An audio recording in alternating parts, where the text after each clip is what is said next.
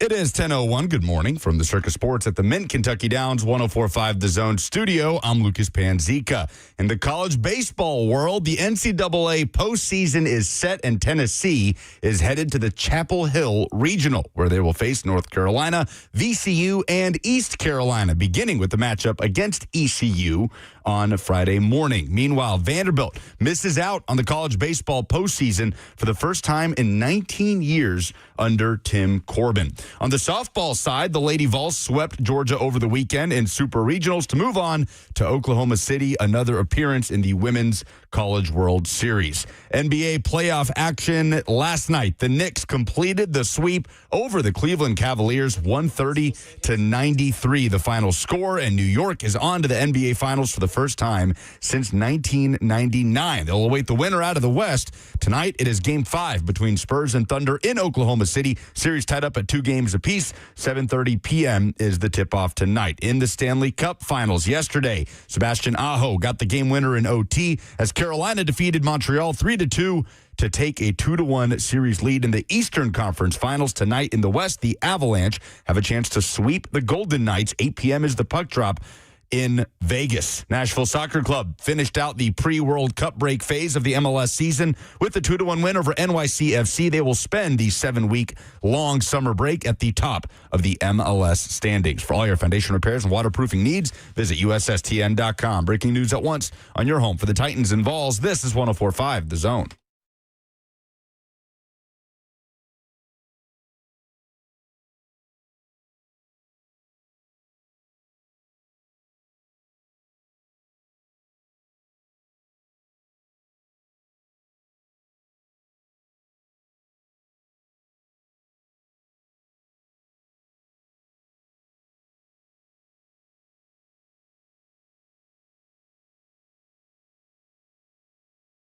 Good morning.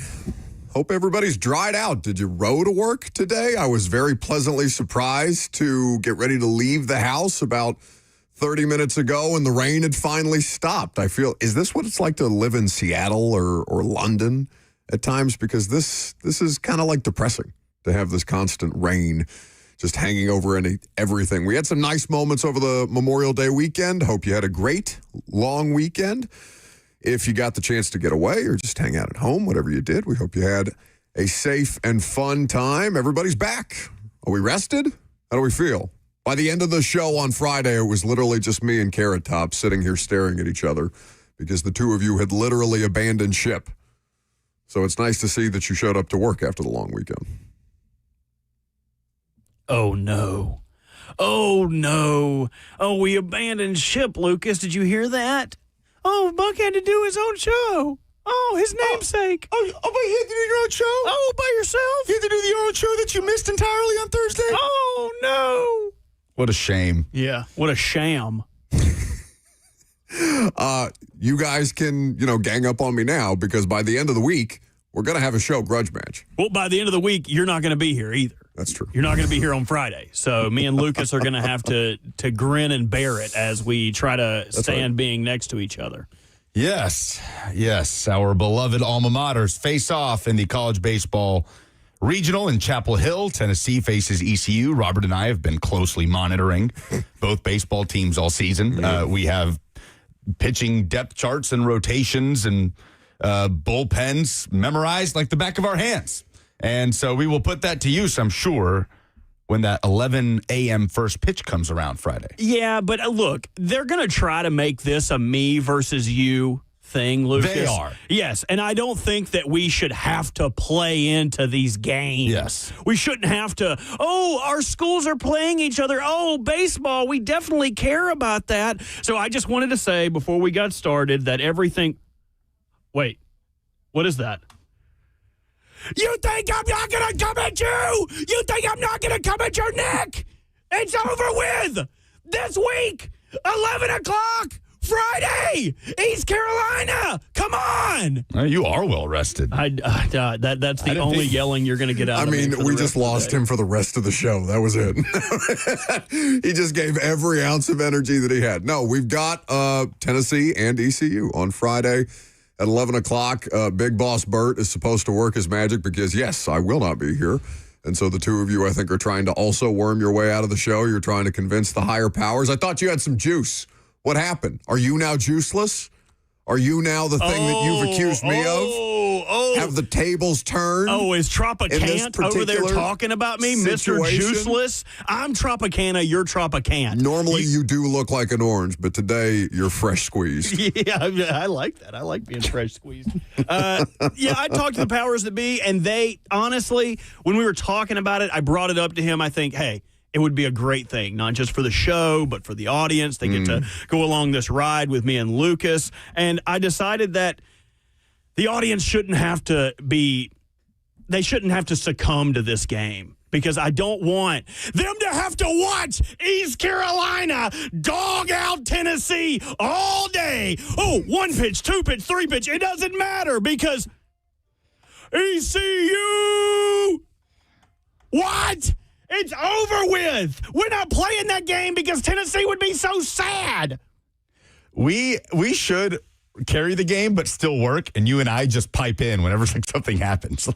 Like we carry the Vol Network broadcast, and then whenever there's a run or a double play, you don't want to do that. You'll both get fired. We're just sitting here, and then we just flip our mics on over the broadcast and just talk about it. Just drown out the commentary. Yeah, just talk smack back and forth. Like Robert, John Wilkerson calls a 2-run shot in the 5th by ECU, and Robert just we're going to listen in. to the Tennessee broadcast. Oh, nice. Yes. Yeah, it's good of you. This is a Vol Network station. Well, just to think, that's why we're carrying the game. Yeah. So let me just do this for you. I will have the game on in my ear, so that way I'll have up-to-date information for you, and while you're doing the show, I can just be back here monitoring. Okay. We can do that. There's a plan.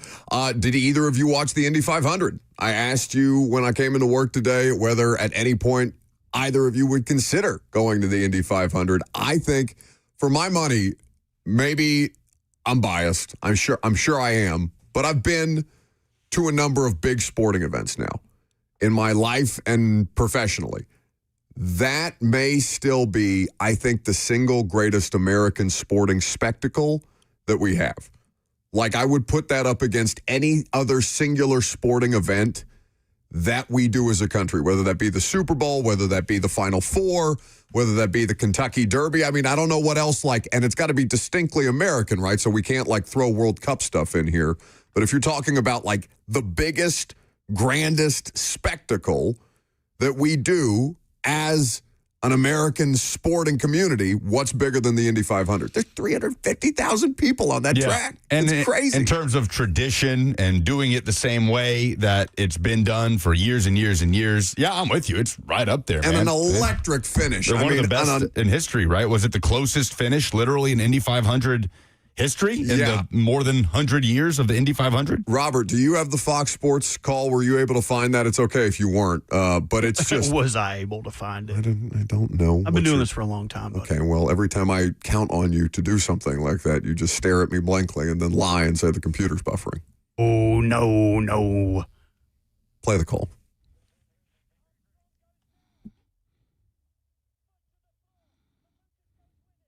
Lap to decide it all at Indianapolis. Malukas hunting to the high side, around the outside, into the lead. Malukas leads with 1 to go. Rosenquist round the outside of his teammate through 1, into the short tune in 2. Teammates battle side by side, but out front, the young American chasing his first win off turn 2. David Malukas goes to defend. The MSR driver still side by side, but will that play into Malukas' hands? And here comes Pato O'Ward. Malukas is out in front. Side by side behind. It's not over yet. It's not over yet. Malukas has to defend from Rosenquist. Great run off the final corner. Here comes Rosenquist. Malukas defends. Who has it? Over the line. Who's it going to be? Outside. It's Rosenquist. It's Rosenquist. Oh my goodness. Whoa. Oh, what a month of May. That's Will Buxton for Fox Sports. Just an electric finish for Felix Rosenquist. It sounds like, if you were just to hear the audio, it sounds like a NASA launch. or something like that, with the way that they're going back and forth to the radio communication. Green. Yeah, incredible. So electric. I mean, for racing fans out there, the Canadian Grand Prix was not as electric in terms of a photo finish, but shout out Lewis Hamilton getting his first podium for Ferrari. Look at us. This is a well-rounded sports show. I feel like we could do it all. We haven't even talked about the NBA. Nope. The Knicks. Have you ever been through more of a sleeper of a conference finals in a sport? Just the Cavs, they threatened for a little bit in game one, and then they just lay down and die like dogs yesterday. And we talked. Just gave in. Did you see this coach? I'm blanking on my guy's name. We talked about him all day yesterday. What's the name of the Cavs coach? It's going to make me insane. Kenny Atkinson? Kenny Atkinson talking about expected win totals and how Cleveland had won 2 out of the 3 previous games according to their expected win totals and things like that. Like he's trying to have some level of just blasé analytical discussion, and he's doing it in a relaxed setting. Like I listened to the full clip. We played it yesterday on Fox, and I'm listening to him, and it sounds like a casual setting would be if you were in a situation where there aren't TV cameras and microphones all around you, like you're just talking to beat reporters about, hey, this is kind of the way that we're evaluating things or whatever.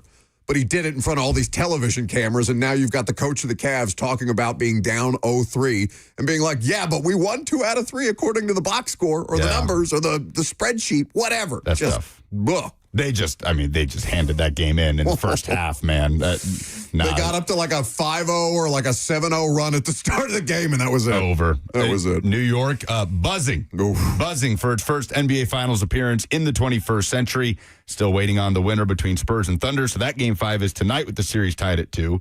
And then looks like there's a sweep imminent in the Stanley Cup playoffs as the Golden Knights continue to hammer on the Avalanche and Robert's Carolina Hurricanes. Everything's looking up right now for Bert. Sound the siren, Zach.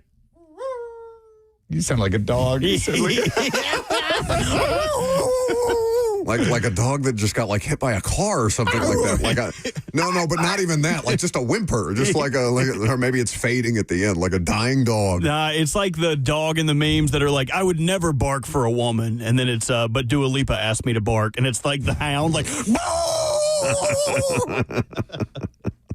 So shout out to Robert, and then shout out to, what else? What have we not touched on here? Let's see. It was a huge, long weekend of sports. I watched lacrosse, the championship in lacrosse yesterday while we were doing the show. Princeton national champs. All right, we checked that. That's what I'm saying. What do you want? You want more sports? We got sports. Otherwise, God knows Robert will come up with some ridiculous thing for us to talk about, not sports related. Yep. We got it all. Nashville SC is going to just go home now. We did all the sports. The entire summer at the top of the MLS standing. Oh, no, he wanted to talk about his soccer. We can't leave yet. That's right. That's not all the sports. How was the game? You called the game on Saturday? They found a way. It was the 2 center backs stepping up to score a pair of headers. Jason Palacios, Maxwell Waleji, and Nashville heads into the break. They will not be in action until July 17th, but they will spend all 7 of those weeks right at the top of the table. One of the best starts to a season in MLS history. So we will talk more about a lot of these things. We are going to talk a little bit of NBA today because the Knicks are just cruising or had cruised through the Eastern Conference Finals, and they're in the finals for the first time in 27 years. It's a huge deal, and it's worth talking about. There's also a couple of different NFL news items to get to. Can't forget, Tennessee softball did move on to the Women's College World Series. There you go. Yes, thank you, Bustin, in the F&M Bank chat, making sure we remember that. Job for you. We also have a little bit of Titans news. No. What the hell was that? I don't trust it. What was what? Was there something in the background of that laser light show? Me saying no. No. I heard the Predators sounder at the same time. Did you hit both buttons at the same time? They're not even on the same page. Maybe I had a stroke. I don't know. Yeah, maybe. Okay. Jaquan Jackson, former Titan, signing with the Texans. We have literally hit everything. Where did you see that? Aaron Wilson. I was about to say. Who do you think? Okay, well, I was going to say, Schefter is not respectfully to Jaquan. Adam Schefter and Ian Rappaport are not reporting Jaquan Jackson news. Well, if they wanted to tag it with Ed Reed's nephew, they would do it, but they did not. So Nobody ever talked about that kind of nepotism. Like, maybe we just take Ed Reed's nephew. Maybe something happens here. Who's to say? No, I don't know. Jaquan didn't work out. So we've done all the things, and we're going to talk about what's on the docket in Destin because the SEC has its meetings going on right now on what looks to be a very stormy beach. Over the course of this week, we'll talk about what Greg Sankey had to say or what you should expect to hear coming up next.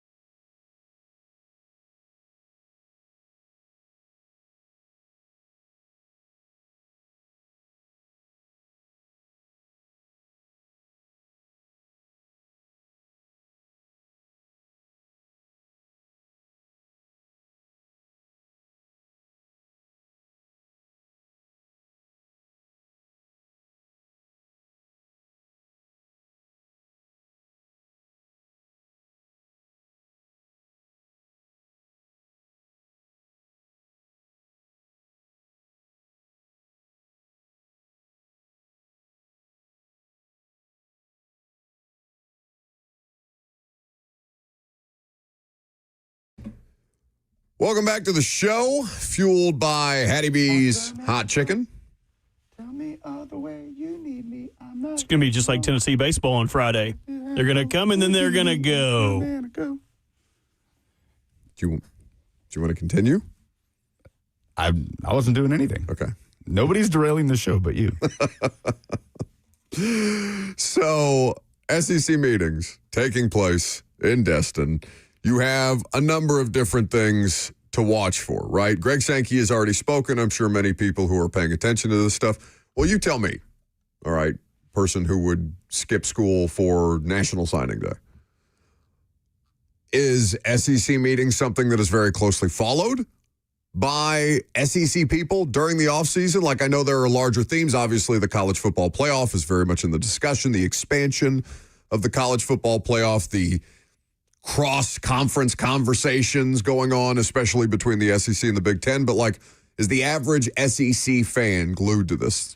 More nowadays than ever. Sure. Because what they're talking about now, like I don't know what the well, I don't know. It's appointment television every year. Yeah. What could they change? Find out next. It is funny to think back on it. I don't know what was at the top of the docket in, like, let's say 2012 SEC spring meetings. Probably, something, maybe a scheduling tweak here, or maybe they were still, in early discussions on, hey, should we sell beer in stadiums? But now it's, should we await federal legislation or break off and do our own thing away from the NCAA? Like, it is seismic change that is being discussed down in Destin this week, along with, of course, college football playoff expansion. I imagine the playoff expansion part of it will be what takes up the most oxygen because, well, that's the thing that fans probably have the strongest opinion on. So they've sucked all the oxygen out of the room right away, right? Because Greg Sankey got to the podium about, 3 hours ago? A little less than 3 hours ago. And in what could be, we've talked to a number of different people about this, right? Pate, Trey Wallace, a lot of different individuals that cover the world of college sports and primarily college football for a living. And it was yesterday, by the way. Greg Sankey gets up there on Monday and says there will be no news on the college football playoff. And so everybody just looks around and says, yeah, okay, well, we're going to get to some Greg Sankey audio here in just a second. But it feels, again, outsider perspective, new to college football as a fan, and I'm going to bandwagon my team as long as they're good, probably.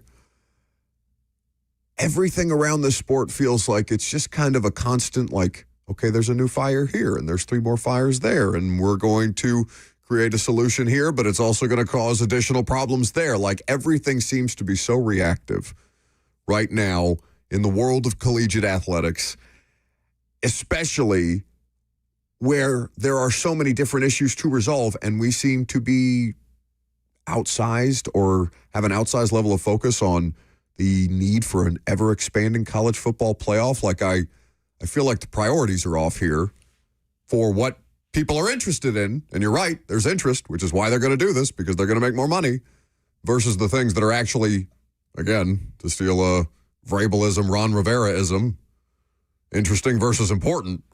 There are a million different things I can think of off the top of my head with college sports that are way more important than expanding the college football playoff. And yet here we are. It's the biggest topic. We are in complete disarray. Everybody knows that. It's like if you walked into a house and just everything was strewn about. There's clothes on the floor, like none of the posters or paintings or art is hung up on the wall. It's all kind of propped up on the floor, and there's just constant arguments about how to shape it. Like, no, let's put this dresser there. Let's hang this on this wall. Let's put the bed kind of in the corner of the room like this.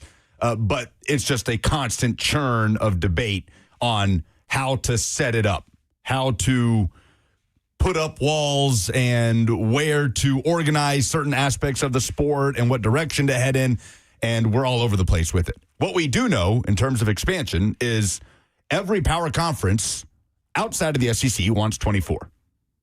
They want to expand to 24. Now, some figures, coaches in the SEC have publicly talked about 24 sounding like a good idea. Josh Heupel publicly supported 24. Tennessee Athletic Director Danny White has come out and supported a 24-team playoff. Greg Sankey is ardent in his opposition to expanding the playoff from 12 to 24. This was Sankey touching on it yesterday down in Destin.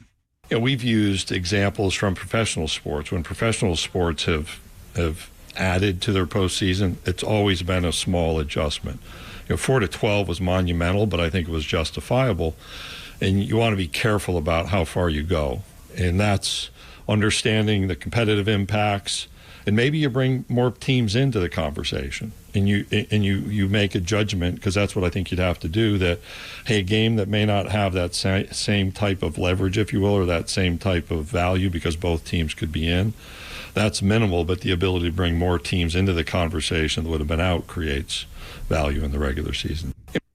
So I appreciate hearing Greg Sankey talking about value of the regular season. Especially because we're going to play some Jason Kelsey audio a little later in the show where he's accusing the NFL of doing the exact opposite. Of devaluing the regular season? Of devaluing their chosen day, of devaluing Sundays. Oh, because of expanding across the calendar. Because we're playing games on every night but Tuesday this week. Yeah. Or this year. Yeah.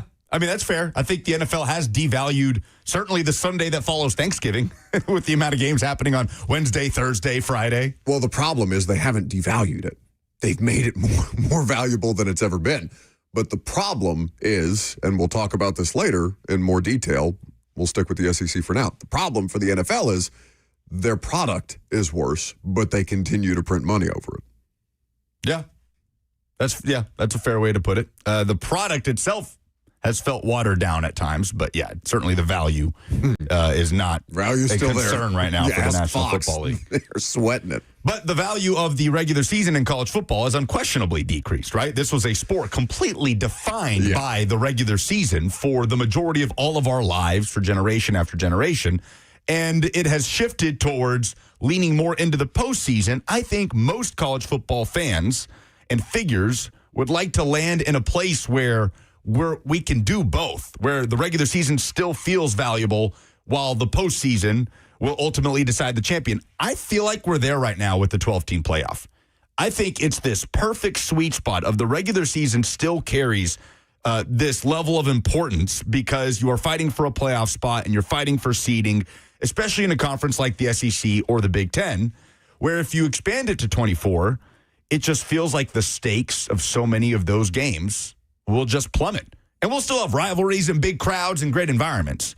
But I am with Greg Sankey on the danger of devaluing the regular season, something that the ACC, Big Ten, and Big 12 do not seem to have, they don't seem to share that concern. Who's the most powerful figure in college sports? Sankey, I would say. More powerful than who's the former governor of Massachusetts? Charlie Baker? That is the head of the NCAA right now? Yeah, it's hard for me to say. Yeah, I'm inclined to agree with you. Yeah. So the most powerful person in the world of college sports is opposed to the direction that everybody else, almost everybody else, will say, seems to be moving. How strong is Greg Sankey? Because he's working against money, theoretically, and that's where these things tend to turn south. I think that Greg Sankey is correct. I wish the NFL had somebody more. I don't know. Roger Goodell does his job better than anybody else because that league prints money hand over fist. Nobody is succeeding in a way that the NFL is. But he's just opened the floodgates to all this stuff. And now it's just a constant, okay, we made X amount this year. Our revenue growth for next year is going to be X amount more, right? It's constant. College sports needs to find ways to do that too, but to his point, in a way that is cautious because they've already stripped down so much of what it was at its core with the threat of, no, we're just going to homogenize this even more. The other thing that I would imagine will be discussed is how close we are, if at all, to federal legislation actually stepping in a meaningful way. Not at all. And the answer is, yeah, we're not. The College Sports Commission exists. The stupid SAVE Act that went absolutely nowhere. There is an intent there to have some sort of oversight. Is there, though? Or is it just certain financial deals? Well, no, there is an intent there. Of course there is. Yes, posturing, but there's an intent there. But what they lack, is a signed agreement from conference administrators. So it's not an official governing body that can actually step in and alter things or, set up guardrails. So they can affect certain deals. They can step in and maybe win arbitration cases in front of a particular judge, but they can't hand down actual enforcement. Yeah. The College Sports Commission that's been formed. And so if you're the SEC and you're Greg Sankey, I would imagine you're talking to the voices in that room, athletic directors, head coaches, about creating your own systems for governance at some point. And how far we are from that, I have no idea, but I imagine that will be broached in some way, shape, or form on where we're headed. And is there a scenario where the SEC, where the Big Ten, maybe both of them conjoined, have to be their own league, so to speak? I just imagine that's a part of the discussion down there this week. Maybe we'll hear more coming out of it. But yes, the most immediate thing is playoff expansion because there's a deadline set in December to determine what the playoff is going to look like for the 2027 season. And so that will be at the top of the docket. And I'd be curious if you polled every SEC head coach what that would look like. Well, I just wonder why is there the need to expand other than money? Is that the answer? Like, we can make more money off this thing, so let's talk about expansion sooner rather than later? Because we don't even let the thing settle anymore. I mean, we're going to get 2 years of this, and then it's going to be something different again. I don't understand where is this urgency to expand coming from? Who is driving this forward? Is it television networks? It's not Greg Sankey? Part of the confusion, I think, is where the Big Ten flip-flopped on this, because it felt like the Big Ten and the SEC were kind of in their own corner, which makes sense, right? It's the two most powerful leagues in college sports. We understand that. And it makes plenty of sense why the ACC and Big 12, why it would be in their interest to have a team of 24 over 12, right? When your conference champion is a 7-win Duke team that has no shot of getting into the college football playoff. But Eli Drinkwitz is speaking on this now, the Missouri head coach. You can always count on Eli to speak his mind. And I'm just reading these quotes. Trey Wallace, Nicole Auerbach are putting them out there. Eli Drinkwitz, quote, "I remember last year we were told that if we went to 9 games in the SEC, the Big Ten would go with the 16-team playoff." So what happened to that? Yeah. Eli also said, quote, "Holistically for college football, we've gone from determining who the undisputed national champion is to really becoming valuable entertainment on Saturdays." Also says he's a believer of the SEC championship game. That's another aspect of this. If we move to 24, we can't have an SEC championship game. And Greg Sankey wants to keep the SEC championship game. Yeah, they've got a contract. Yeah. So they've got those interests to look out for. But the other thing that gets left out in this discussion, and y'all tell me if you agree with this or not, to me, football, after a long, arduous regular season, is not the type of sport where a 5-round postseason is going to deliver what you're looking for. This isn't college basketball where you can play 3 days in a row in some cases in quick 2-hour increments, and you can squeeze in 5 games in one day in one location. It's not that. And I don't know why we're pretending it is. I feel like the product would suffer if this team full of college kids is playing their 18th game of the season at some point consecutively that way. Yeah, their solution was to make the college kids 23 years old and field football teams that way. It's the player safety argument in the NFL where we are careening towards an 18th game, even though the bodies are broken at the end of the season already.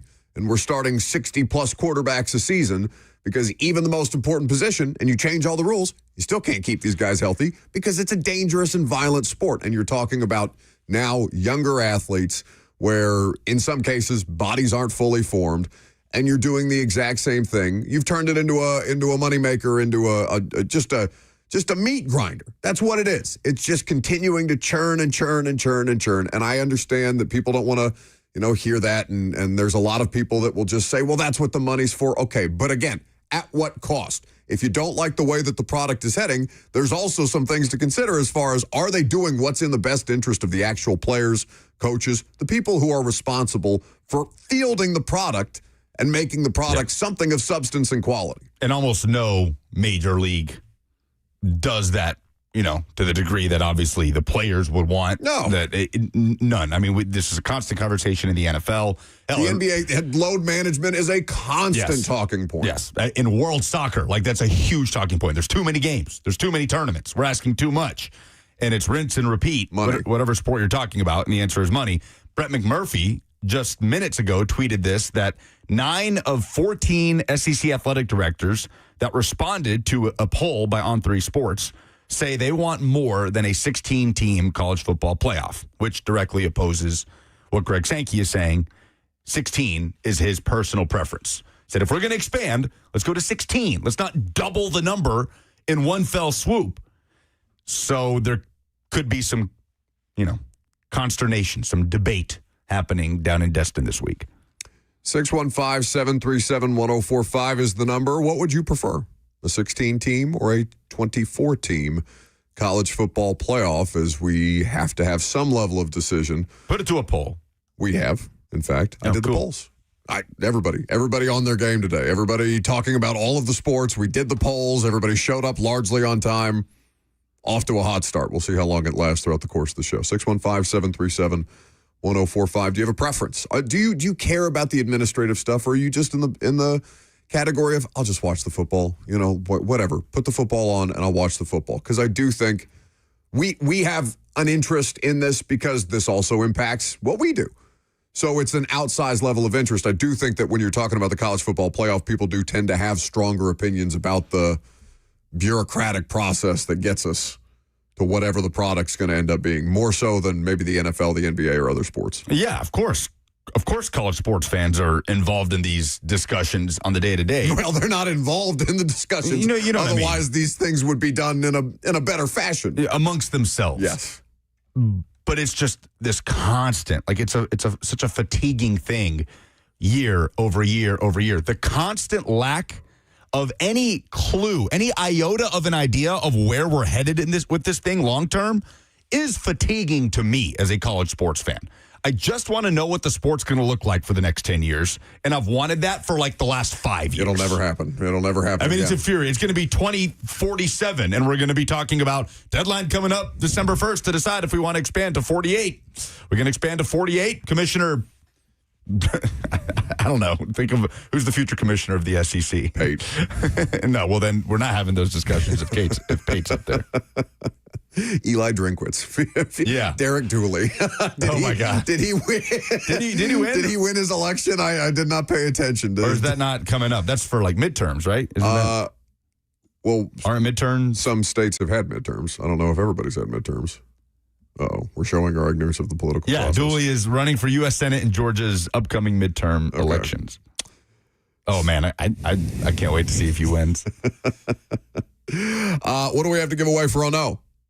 A family 4-pack of tickets to the Cracker Barrel 400 this weekend, plus nice. a $100 gift card to a Moment's Peace Salon and Day Spa. How about that? NASCAR tickets and a gift card to a Moment's Peace Salon and Day Spa. 615-737-1045. Call in and tell us what in sports made you say, oh no, for the chance to win such a fantastic prize.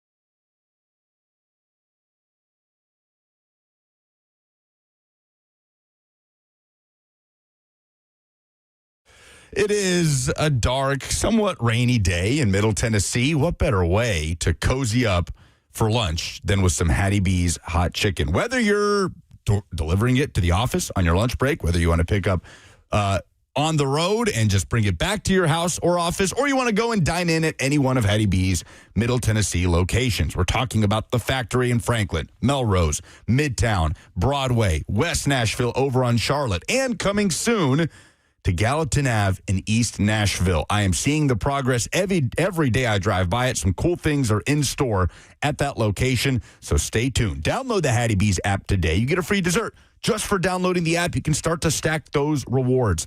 Nobody is better when it comes to hot chicken. Nobody is more consistent when it comes to hot chicken and those mouth-watering scratch-made sides. There's healthy options as well. Try out the Southern salads with those cornbread croutons. You simply can't go wrong, and download the Hattie B's app today.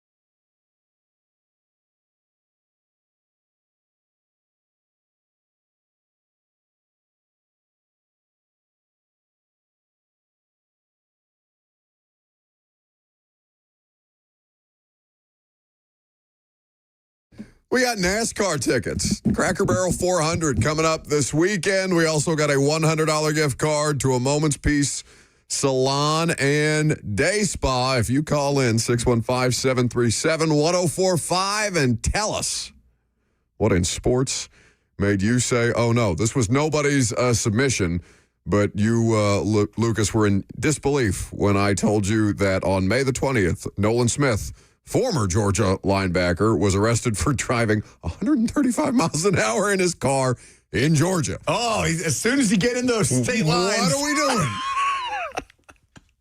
135 miles an hour is crazy. I mean, once you cross that state border, man, those car keys are talking to you like the Green Goblin mask. Spider-Man.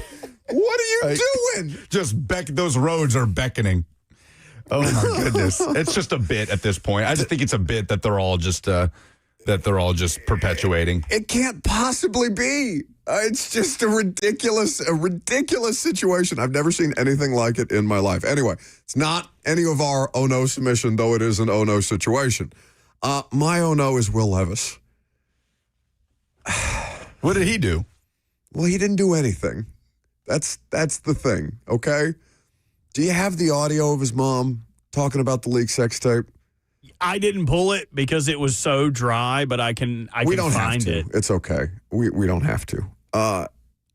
Will Levis's mother, Beth, is doing an interview with the Ross Tucker podcast. And the nature of the interview was not obviously to talk about the hacked Snapchat situation of Will Levis. Was this 2 years ago?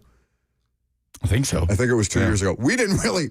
We made jokes about it on the air, but we didn't like direct. It was like if you know jokes. Yeah, but so it was one of those things where, and it never got any kind of like national play, and yet today, it is all over the New York Post, Fox News, Yahoo Sports, because his mother, almost unprompted in a conversation about mental health on the Ross Tucker podcast, brought up the lengths that Will went to financially to try and track down the source of the hacked Snapchat, in which he and his now ex-girlfriend were together doing things. We understand this. So his mother made it go viral, bigger than the first time. Yeah. Just bring it right back to the forefront. On a random Monday afternoon. I mean, I opened Twitter on Monday morning. I was like, What are we talking and about? she wasn't asked about it directly. She wasn't asked directly about the situation. She was giving very long answers. She was citing a lot of different examples of, struggles and things that athletes go through. And listen, I imagine that's a very mentally taxing situation.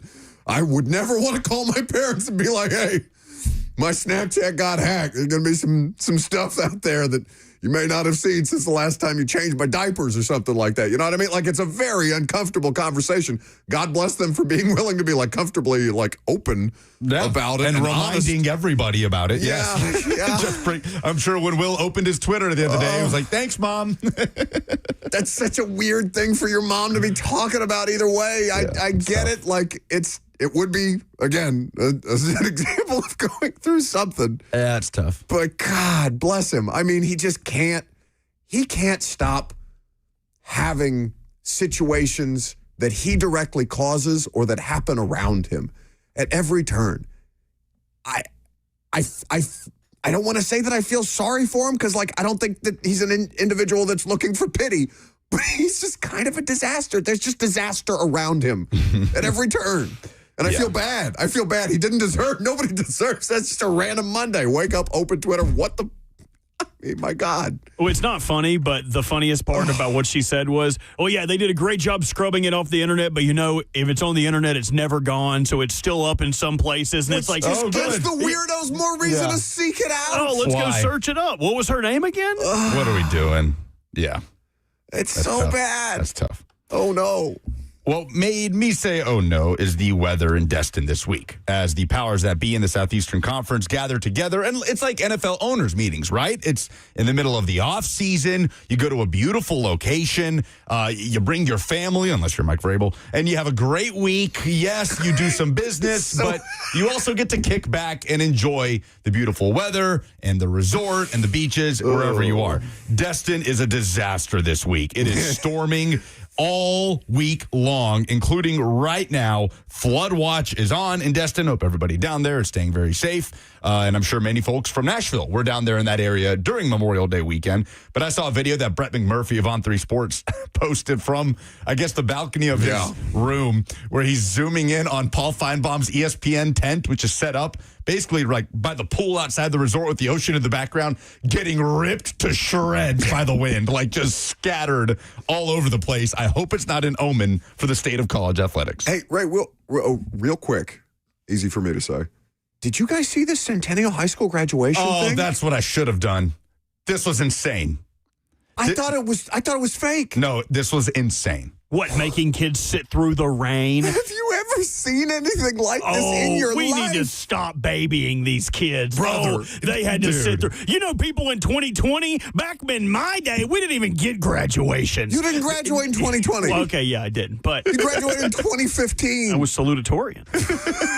This was insane. Like, I get it. Like, a little bit of rain is a little bit of rain. This was like a driving monsoon.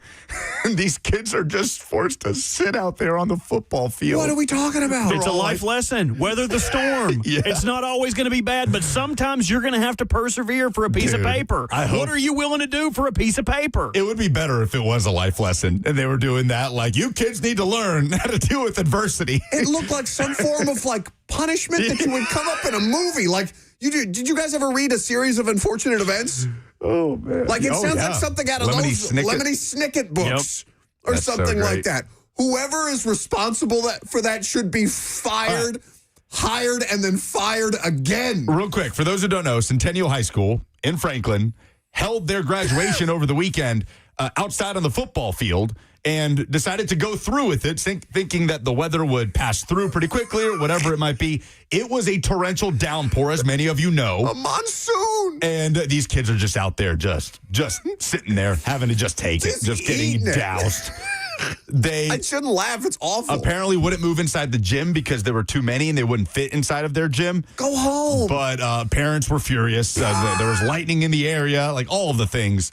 Just brutal. Those kids are going to be better for it. One of those kids is going to be president of the stinking United States because they had to sit through that. I'll tell you what, those kids will remember their graduation. Yeah, it's right? the most memorable graduation for all of us. Go ahead, Robert. We're going to have to do a lot of these next. I'm sorry. It's okay. It's a lot of them today. It's going to take me some time to get this out because my oh no is trusting somebody. Trusting somebody that you think you know and they turn their back on you and stab you in the heart from the back. And that's Lucas Panzica. I asked Lucas this weekend while I was gone, hey, buddy, can you do me a favor? Would you mind going over to the house and watching the cats? Oh, no. Would you mind going over there and feeding Winston and Paris and just playing with them a little bit? But he did that. No, sent me great videos. Him playing with Winston. Love those kitties. Oh, just hanging out with them and them meowing. Paris was upset he had to leave. I was upset he had to leave. That he had to leave coins strode all over my house. Is that a word? This is payback. Strewn. Strode. Strode is definitely the word. This is payback because once in a blue moon, I go over to Lucas's house and I like to mess with things. And we were leaving. What's the arcade? The barcade. You've been to Up Down, the arcade bar in East Nashville. Well, one time we went there and it was like a grab as many coins as you want They day. were just handing out like coins for the arcade games. So what I did when I got back to Lucas's house is I hid them all over his house, inside of his flour. I'm still finding them. In his kitchen, on his bar cart. Like under the salt shaker. Okay, but you don't clean. You put stuff over the top of things, famously like with the M&Ms. Oh, no, I clean. I need a very clean house. Well, I don't clean. And when I got home yesterday, as I closed my door, I hear cling, cling, cling, cling, cling, cling, a coin falling off the lock of my door. I go to put my Crocs on to walk to my car, and as I shake them, I feel like there's a snake in my boot. There's a coin in my boot. I go over in my Croc. everywhere. There's coins all over my house, on my desk, in my room, in the bathroom, in the fridge, in the kitchen, in the living room, on top of the catnip. Everywhere there are coins. And I thought I could trust him. But now my revenge will be sweet. Oh, this was my revenge. Oh, yeah. Well, you're about to get revenge for revenge. What's that called? That's not how that works. Revenge? You don't get to revenge my revenge. No, you're about to get revenged. I got my revenge, which means now we are even. It's an eye for an eye. Avenge his revenge. That'd be like... It would be... You prepare to be revenged, dude. You are going to get your just desserts, and it is a dish best served cold with hard coins. I thought it was going to be something important like Lucas forgot to feed the cats. No. That's where I thought that. I would never do that. No, he loves those cats. Robert has definitely forgotten to do that. No, those cats got fed. They got fed. Because they have an automatic feeder now because of you. Well, that's good. Good for those cats. We'll take your phone calls, 615-737-1045. What in sports made you say, oh no, for the chance to win a family 4-pack, right, Robert, to the Cracker Barrel 400 and a $100 gift card to a Moment's Peace Salon and Day Spa.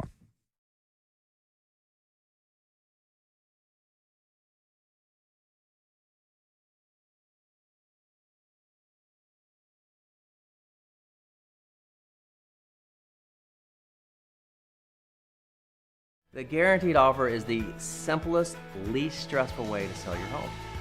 You go to our website, you fill out a quick form, we set an appointment, we bring you an all-cash offer. Literally, there's no lockbox on the front of your house, there's no showings, we pay all cash, we close in as little as 21 days, stress-free. We've helped thousands of homeowners just like you sell your home the hassle-free way with a guaranteed offer from Mark Spain Real Estate. This is a different court, Blair. Same result, Slay. Oh, okay, Blair. See, that's Tyler Tanner. See, Tyler Tanner's in the house now. Let's see what you got. Jerry's out, Blair. Blair, come on. Okay, Blair, just come sit down. Come on, Blair, stop. You're going to get hurt. Blair, get off the court. That's enough. What's the verdict, Blair? The courtroom is where I play ball. Boy, Durham, injury law. And that ain't got no roof. It's Ramon Foster, and I'm with Aaron from United Structure Systems. Man, they came by today to check out my house. If there's anything, any issues, small or big, you're going to fill us in there. We can take care of it no matter what kind of problems. So first off, we'll just kind of take a look through your house and see what kind of issues you got going. You know, cracks in the brick, cracks in the drywall, weird spots in the floor, doors sticking, windows not opening properly. Once we identify those areas, we're going to do a thorough inspection around the outside, make sure there's no issues going on with that. And then once we look over it, we'll talk about what's going on, and hopefully we ain't got no issues, and then we'll go from there. Let's go. Let's go.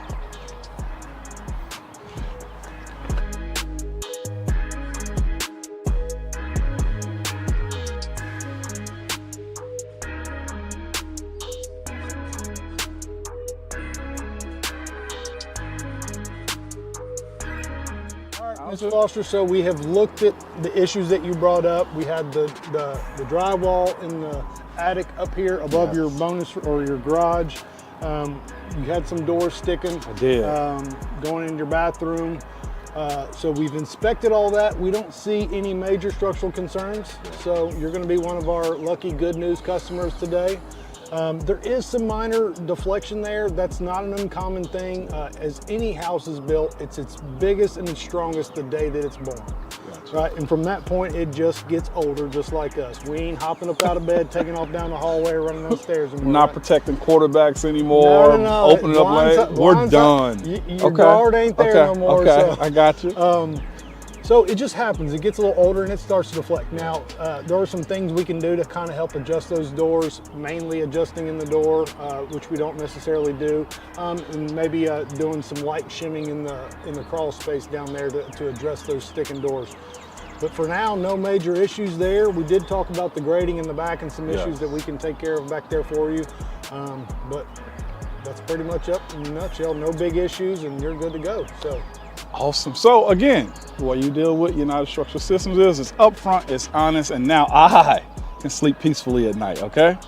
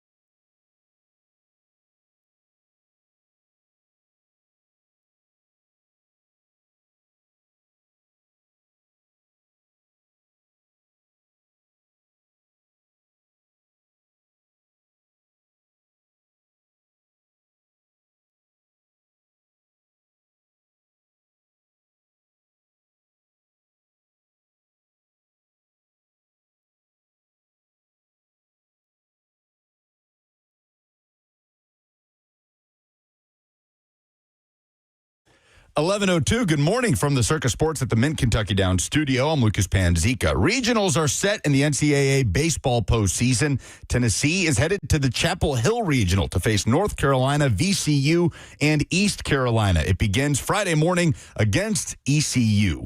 Vanderbilt misses the postseason for the first time in 19 years under Tim Corbin. Meanwhile, Tennessee softball swept Georgia over the weekend in Super Regionals to punch their ticket to Oklahoma City. Yet again, they will face Texas Thursday afternoon in the Women's College World Series. NBA playoffs last night, the Knicks completed the sweep of the Cavs with a blowout, 130-93, moving on to their first NBA Finals since 1999. The Knicks will await the winner out of the West as Game 5 is tonight in Oklahoma City between Spurs and Thunder, series tied at 2 games apiece. Tip-off at 7:30. Stanley Cup playoffs, Sebastian Aho's overtime game winner gave the Hurricanes a 3-2 road win over the Canadiens in Game 3. They take a 2-1 series lead in the Eastern Conference Finals. Tonight in the West, the Golden Knights can complete the sweep over the Avalanche at home. Puck drop is at 8. For all your foundation repairs and waterproofing needs, visit USSTN.com. Breaking news at once on your home for the Titans and Vols. This is 104.5 The Zone.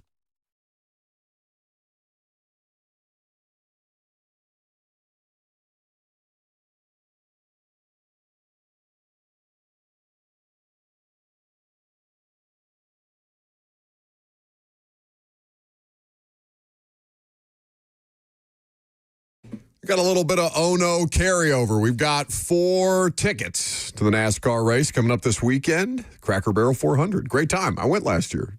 First NASCAR race I've ever been to. Y'all ever been to a NASCAR race? You've been. Not since I was a kid. I went to Talladega as a kid, but I have not been to the Cracker Barrel 400. I feel like you were born to be at a NASCAR event. I've worked the lemonade stand at the Charlotte Speedway before. Have you? Oh, yeah. You make good money like that. You're not supposed. What was your best day? What was your take home? Your best day at the lemonade stand? Well, see, I was kind of a schemer when I did it because we didn't have like a tip jar, or this wasn't back then when like every time you had a card purchase, it was like, and the screen's going to ask you something real quick. Like they never want you to know it's a tip. Like I'm going to give it to you anyway. Buddy, you're the only person I know that doesn't like tipping. I don't have a problem tipping. You've got to stop saying this. I always tip 20%. Anyway. Lucas? Always? If the service warrants it. No. If I'm not at are you not only parked in a handicap spot today, but also in the zone that the handicap spot requires for people to potentially load in and out of handicapable vehicles? So what I did at the lemonade stand is I brought like my own bucket, like our own jug that said tips, and we would rake up. You're like, oh, yeah, if you like that, as I'm like making the lemonade and squeezing them and all that, I'm like, pouring vodka in there so people keep coming back. There were a ton of people who wanted that. But yeah, I don't know. I used to make like $600 a weekend. Dang. Pretty good. It was nice. How old were you? It was nice. Old enough. I mean, for whatever age you were at, $600 probably feels like all the money in the world. I mean, $600 is a lot of money now. Hell, I wish I could make $600 in a weekend now. I hope the weather holds up this weekend. Oh, is it looking? What's the deal? Dude, what's going on with our weather? Nonstop. We're in a drought for 3 months, and all of a sudden we're just underwater. We need Noah's Ark to get to work today. This is like the weather we were supposed to be getting in April. Yeah, we're not getting those April showers.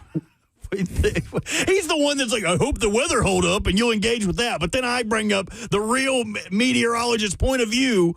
And you want to point that? It's really the only tool that I have to use against you two is to just not respond and just to leave you sitting there in your silence. Usually works. 615-737-1045 is the number. One in sports made you say, oh no, for the opportunity to win a family 4-pack to the Cracker Barrel 400 and a $100 gift card to a Moment's Peace Salon and Day Spa. Just to refresh, mine was Will Levis's mother making his sex tape go viral 2 years after the initial sex tape situation. Most people didn't know. Turns out now they know. Lucas, yours? The weather in Destin during SEC spring meetings. Also the centennial graduation, which, by the way, V-Love has tweeted us a picture. He was in attendance at said graduation. Apparently his nephew was a part of the graduating class, so they survived the elements. Building character. I mean, that's what education is. And Roberts was betrayal. Coin master, coin star, whatever you want to call him, Lucas Panzica. Where's he hiding those things? I've had them saved up. I've been wondering what that jingle was every time he sat down. All of the coins in your house are the same coins that you hid all over my house. Yeah, I didn't go get new coins. I just found the ones that you hid and put them in your house. You returned them. Okay, well, that's good. They're going to be coming back to you. First class. Oh, David is going to test my pronunciation. It's like a Tennessee geography bee. Is it Culleoka? Yes, it is. What's up, David? What's happening? Good morning, fellas. How are we? Almost afternoon. We're doing good. It's wet down here also. Well, we hope you survive the elements. What do you got? My oh no is Kyle Busch passing away last week, seeing that we're talking about the Cracker Barrel 400. Yeah, no, it's just an incredibly sad story, and more details coming out about prolonged pneumonia and its impact, sepsis as a result. Just awful. I mean, you saw, I'm sure, a lot of the tributes. His children and his wife were out there being comforted by other drivers and their families over the weekend. So, yeah, just a terribly tragic situation. Yeah, Corey is in Nashville. Yes. Yes. What you got? He stole mine. They had his wife out there, and she looked terrible, been crying for 4 days, and didn't need to be out there at the time. Yeah, that's a tough scene. Appreciate the call, Corey. Alex is in Mount Juliet. Hey, guys. Yeah, I was going to take the Kyle Busch one, too, but I'll have to switch to the graduation scene. I thought about saying that one myself, but that was absolutely crazy. The downpour they had to deal with during what's supposed to be one of their most memorable days of their life. Yeah, I mean, it'll be memorable. Sounds like a lot of people were in high spirits afterwards. Because what can you do but laugh after that? Like, you just gotta look around and be like, what are we doing? They will remember it. There are additional calls. Robert, do you want to get a few more submissions in before we wrap up? Or are you going to mystery vortex this? I don't like playing that game. Talk. Line 3, go. They don't know what line they are. Yes, you. Man that's making a turn. Hello? Yeah, you. This is always a bad idea. All right, terrible. Very glad we did that. Okay, you know what? Honestly, the mystery vortex got a pretty good hit rate lately. We have not had a stinker in a while. It's got to be disorienting. All right, line 6, you go. They don't know the line. Hey, this is Jerry in Nashville. I'd say the worst thing is the NFL, because they're the biggest crooks that ever set face on the earth. And they're sitting there stringing over a net that somebody else is going to bet on it, when they're the ones that fixes it all and takes everybody's money. It's pathetic. All right, NFL conspiracy. Thank you, line 6. Very angry. Heck yeah. Okay. You want to pick one? Yeah, we got one left. All right, if you're on here and you're like, they haven't said my name yet, you're up. Hey, fellas, what's going on? What's up?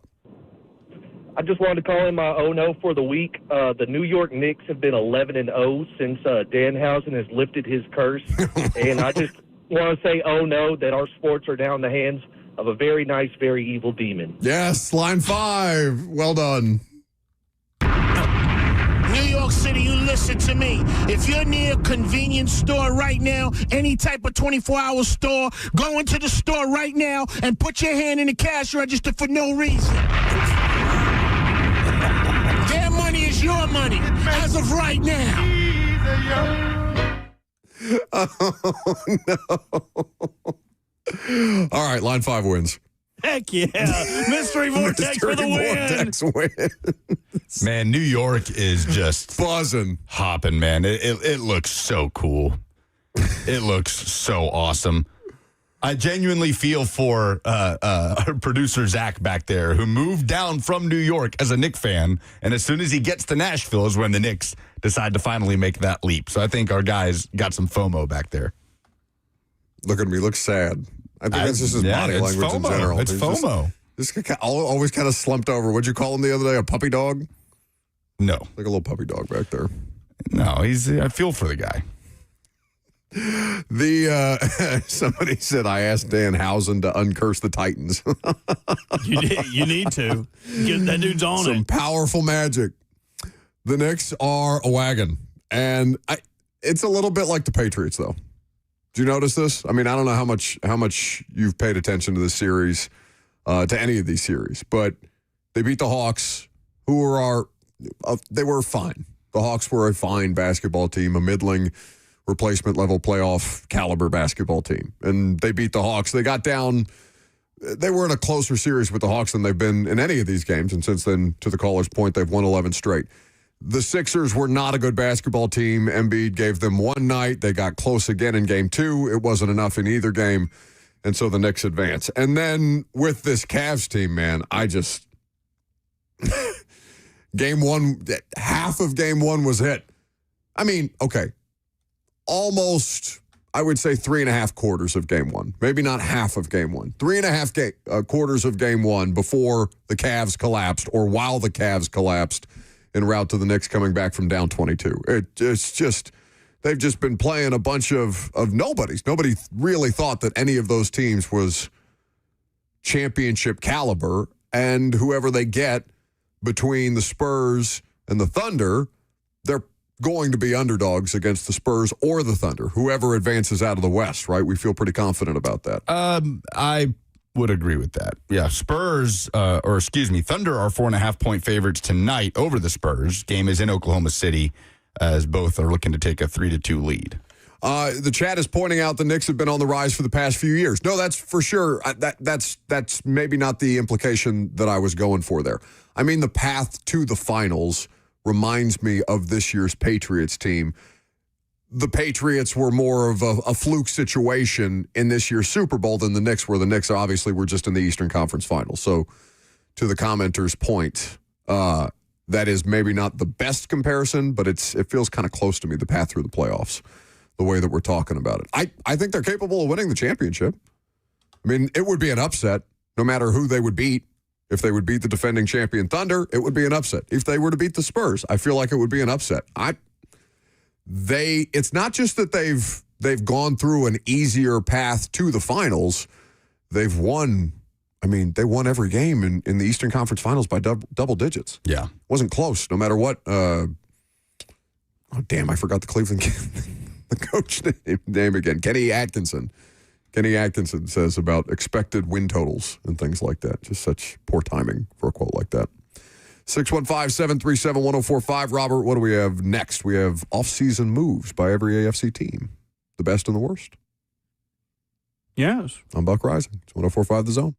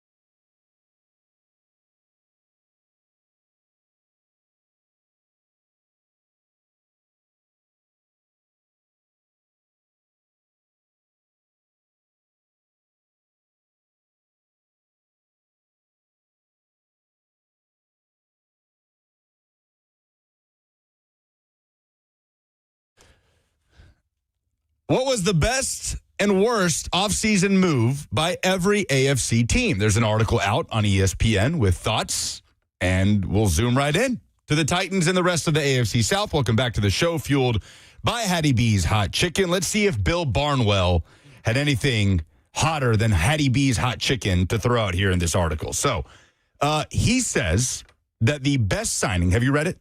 Yes. You have? Okay. Yes. So it'll be pointless for me to sit here and have you guess. Robert, have you read it? Yes. Okay.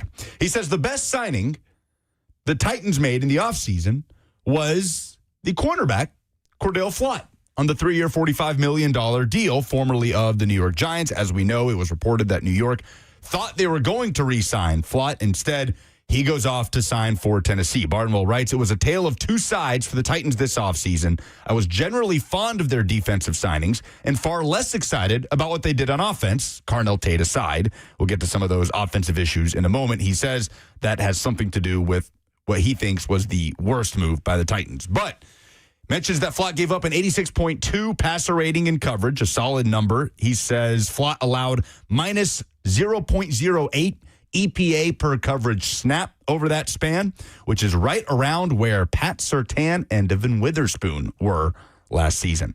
He does mention that Flott is not on the level of those players, but he likes his chances of exceeding expectations under Robert Saleh. So it's an interesting point by Bill Barnwell. In terms of the corners they signed this offseason, Alontae Taylor probably got more of the attention because he's coming home and he's the VFL. But was Cordell Flott the best signing considering value of the deal and what the player has put on tape over the last few years of the Titans offseason? So the argument otherwise is John Franklin Myers. Yep, I'd agree with that. But he's an older player. So you're talking about, you've likely seen the best version. John Franklin Myers had a pass rush win rate last year that was close to Jeffrey Simmons. He's a good player. He's been a good player. I don't know how many times he's going to do that again. Cordell Flott was a talking point, really, I feel like everywhere but here for a couple of reasons. Because, to your point, I think Alontae Taylor did take up a lot of oxygen in the conversation. It's easier for us to talk about Alontae Taylor. He's a way more known commodity. A lot of people have followed his career, not just as a college player, but going back to his high school days. Coffee County. Right. It's a much easier conversation for us to gravitate towards than Cordell Flott, who is, unless you're watching the New York Giants defense on a regular basis, you probably didn't know much about Cordell Flott until the Titans signed him. Unless you are somebody who, like Robert. Robert watches a lot of different NFL teams. I don't know how many fans are doing that casually. I know there is a level of interest, but widespread, I'm not sure. New York thought he was an ascending player, which is why they were prepared to re-sign him. They felt that he had played some really good football, and maybe, again, it's not the same kind of metrics as Pat Surtain or Devin Witherspoon every year, but if you can get reasonably close as a baseline expectation, that's good money for a corner. And he's not even 25. No. He's still a young player. So he's your version of what I think the first three picks in their draft class were. Okay, we'll take a run at some younger guys who have more upside here. There are more finished products. There are guys who do have maybe higher developmental traits. I know the conversation could probably be had around Carnell Tate of the ceiling of him versus Arvell Reese, whatever. But Cordell Flott could be the best value that they signed because they paid damn near top of market money for what John Franklin Myers is. I understand it's not the top of the defensive line market, but for that kind of a player, I think he got more money than a lot of people were expecting him to, even. So we'll see if that lives up to the value. What would even be a third in this conversation? Titans fans, I think, would say Wan'Dale Robinson because it's another weapon for Cam Ward. And I understand that point of view. For a player that, if utilized in a way that maximizes his strengths and you have downfield threats around him and a good run game, Wan'Dale Robinson can be a productive player. We just saw it with the Giants.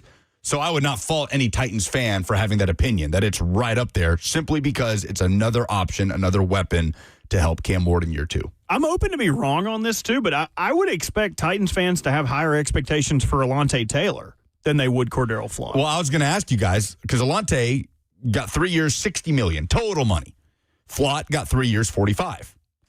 Who do you expect to be a better defender for the Titans this year? They're playing in different defensive systems. So we'll see. And what we've seen from Alontae Taylor is he's played multiple positions, right? He's played outside, he's played nickel. Here it sounds like unless there's an injury situation that forces it, he's almost exclusively an outside corner in the Titans defense, the way that they've talked about it, the way that he's talked about it.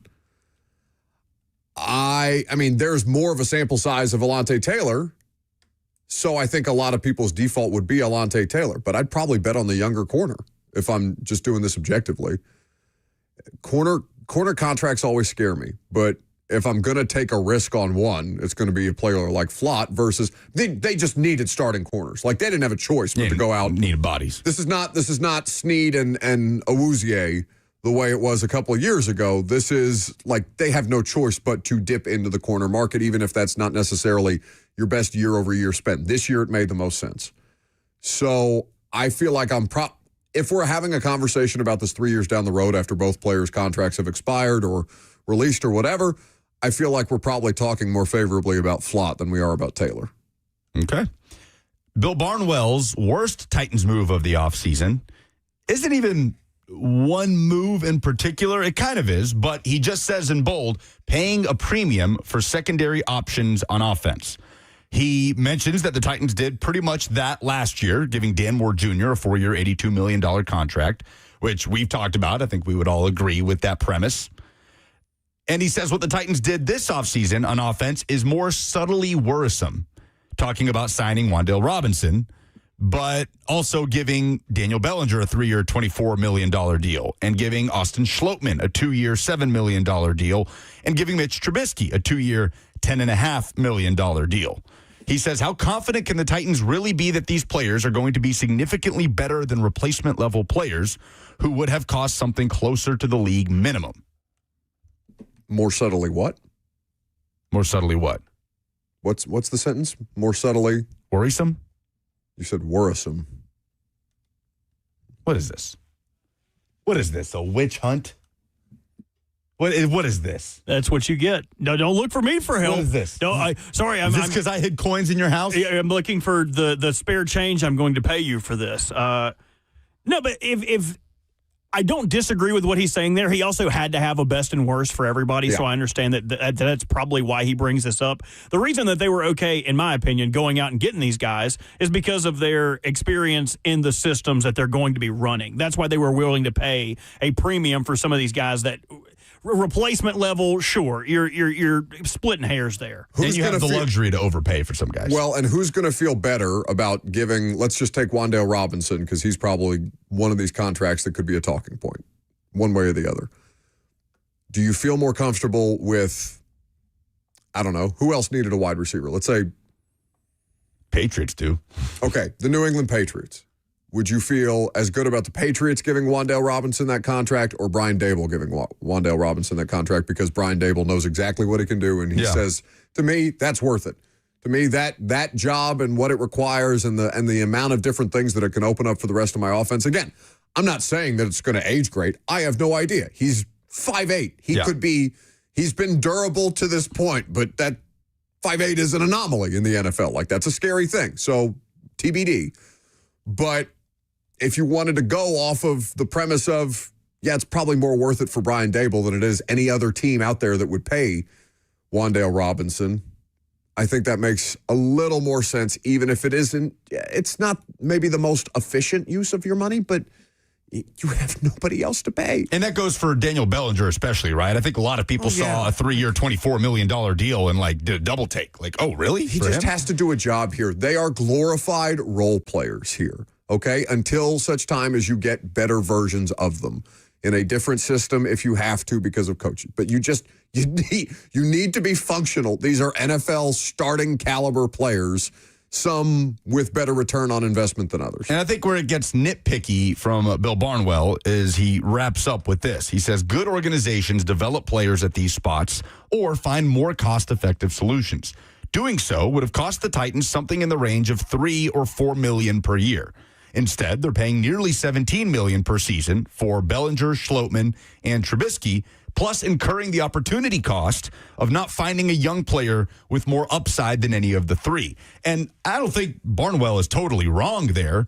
But if you're the Titans, you're also trying to establish something, right? And I go back to what Mike Borgonzi said about building out the Kansas City Chiefs, being a part of that rebuild from when the Chiefs were winning 2 games to ramping up in the Alex Smith quarterback era to drafting Mahomes and forward. The types of players that he said made some of the biggest impacts in sort of changing the structure of that building and the culture of it were the lesser name veteran guys of the bunch that they just felt like aligned with their values and would come in and do a job.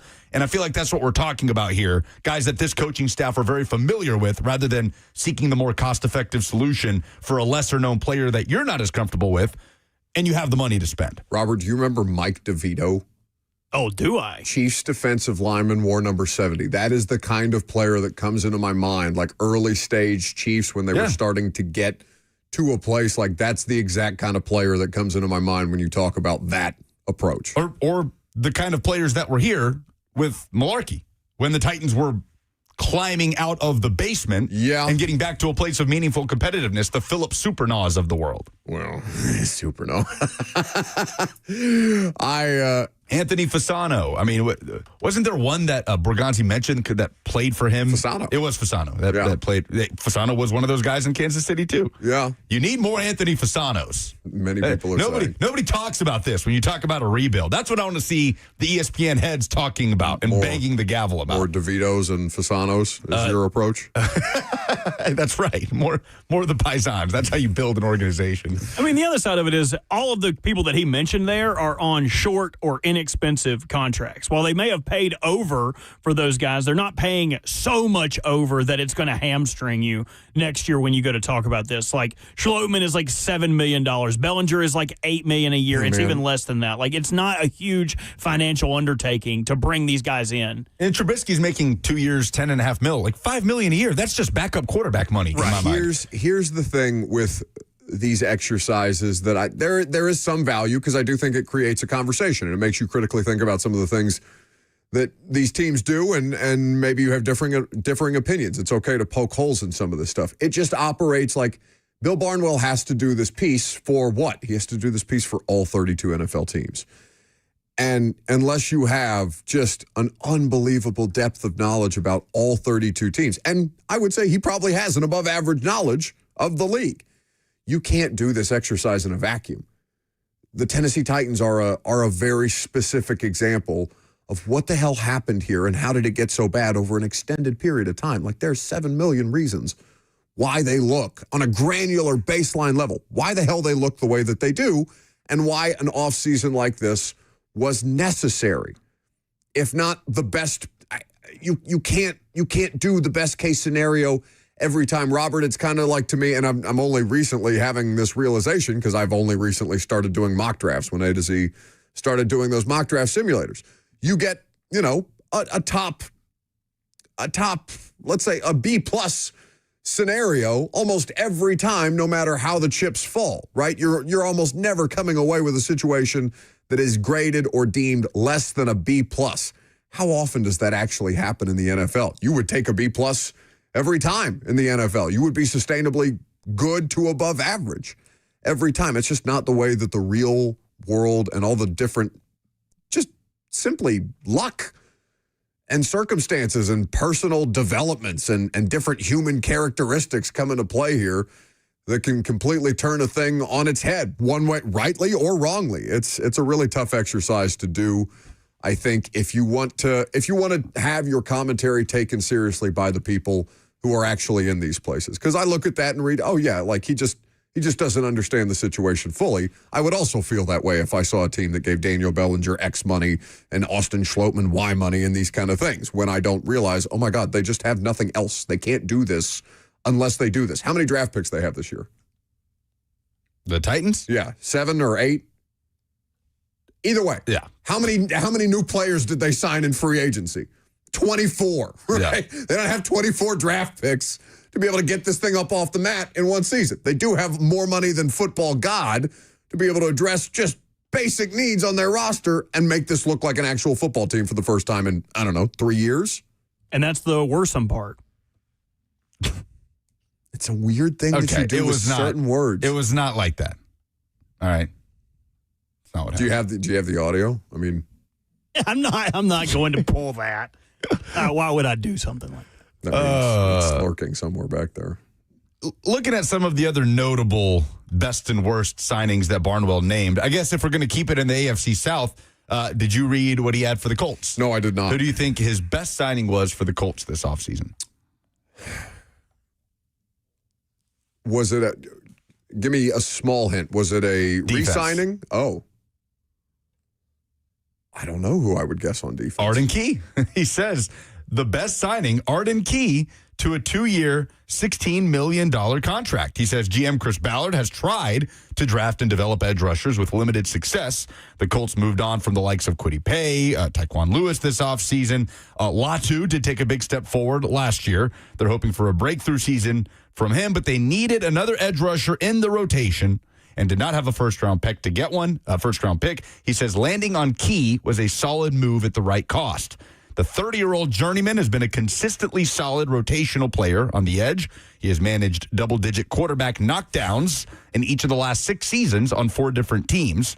In his 1 year as a full-time starter in 2024, he racked up 6.5 sacks, 15 knockdowns, and 11 TFLs. He can be a freelancer at times as a run defender, which could make him a liability on early downs, but he is able to win one-on-one against tackles and create splash plays. Should be a useful player in 2026. Do you know the one positive around this? With the contract that they gave him, every year around the trade deadline, his name will be someone that comes up as someone that could be traded for value. So around the trade deadline every year, he's going to have a sack and a half, 2 sacks. Like, I got to get to a good team. Somebody going to trade for me. So that's the benefit the Colts added themselves is a trade piece that they can move to try to recoup some of these picks that they've traded for Sauce and whatnot when trade deadline comes around. So I think it is a smart move. Also, wonderful locker room guy. I love Arden. Oh, yeah. Brandon on the F&M Bank chat says, I bet they don't play high-key, low-key up there in Indy. Yeah, I bet no not. shot. No shot. I don't know. McAfee already stole Oh No. I mean, what else? Yeah. What else are they going to co-opt? A weekly segment with Arden Key? No, that was our thing. No, it was our thing. They'll do off-key. They'll do off-key remarks, and it'll be whatever Arden Key is yelling about in the locker room. Stop the off-key. The coaches don't adjust. Off-key. Yeah. Off-key remarks with Arden Key in the locker room. Bill Barnwell also says the Colts' worst signing, for what it's worth, is guaranteeing Daniel Jones nearly $50 million for 2026. The quarterback on an Achilles and giving him $50 million. I mean, I don't know. It just does he have them just in a stranglehold? I guess so. What else is Indy going to do? They have just been a nightmare. You want to talk about struggling to get positions right? Barnwell brings up the edge. Look at their quarterback rotation in the last, decade plus. I fundamentally disagree with what he's saying there. I feel like you have to give Daniel Jones that money. I mean, it doesn't make you any more stable at quarterback because you have no idea when and how he's going to come back. It's a 2-year deal. But so you're saying, okay, you're really paying all this money for year 2 and saying, okay, by year 2, can we get this going? When in reality, your roster is going to look a lot different by the time you get to Daniel Jones operating at a high level. I just don't think there was a good solution for them. 615-737-1045, the number. Let's keep it with the NFL. Jason Kelsey had some comments on NFL scheduling and the harm that it's doing to the league. We'll get to that coming up next.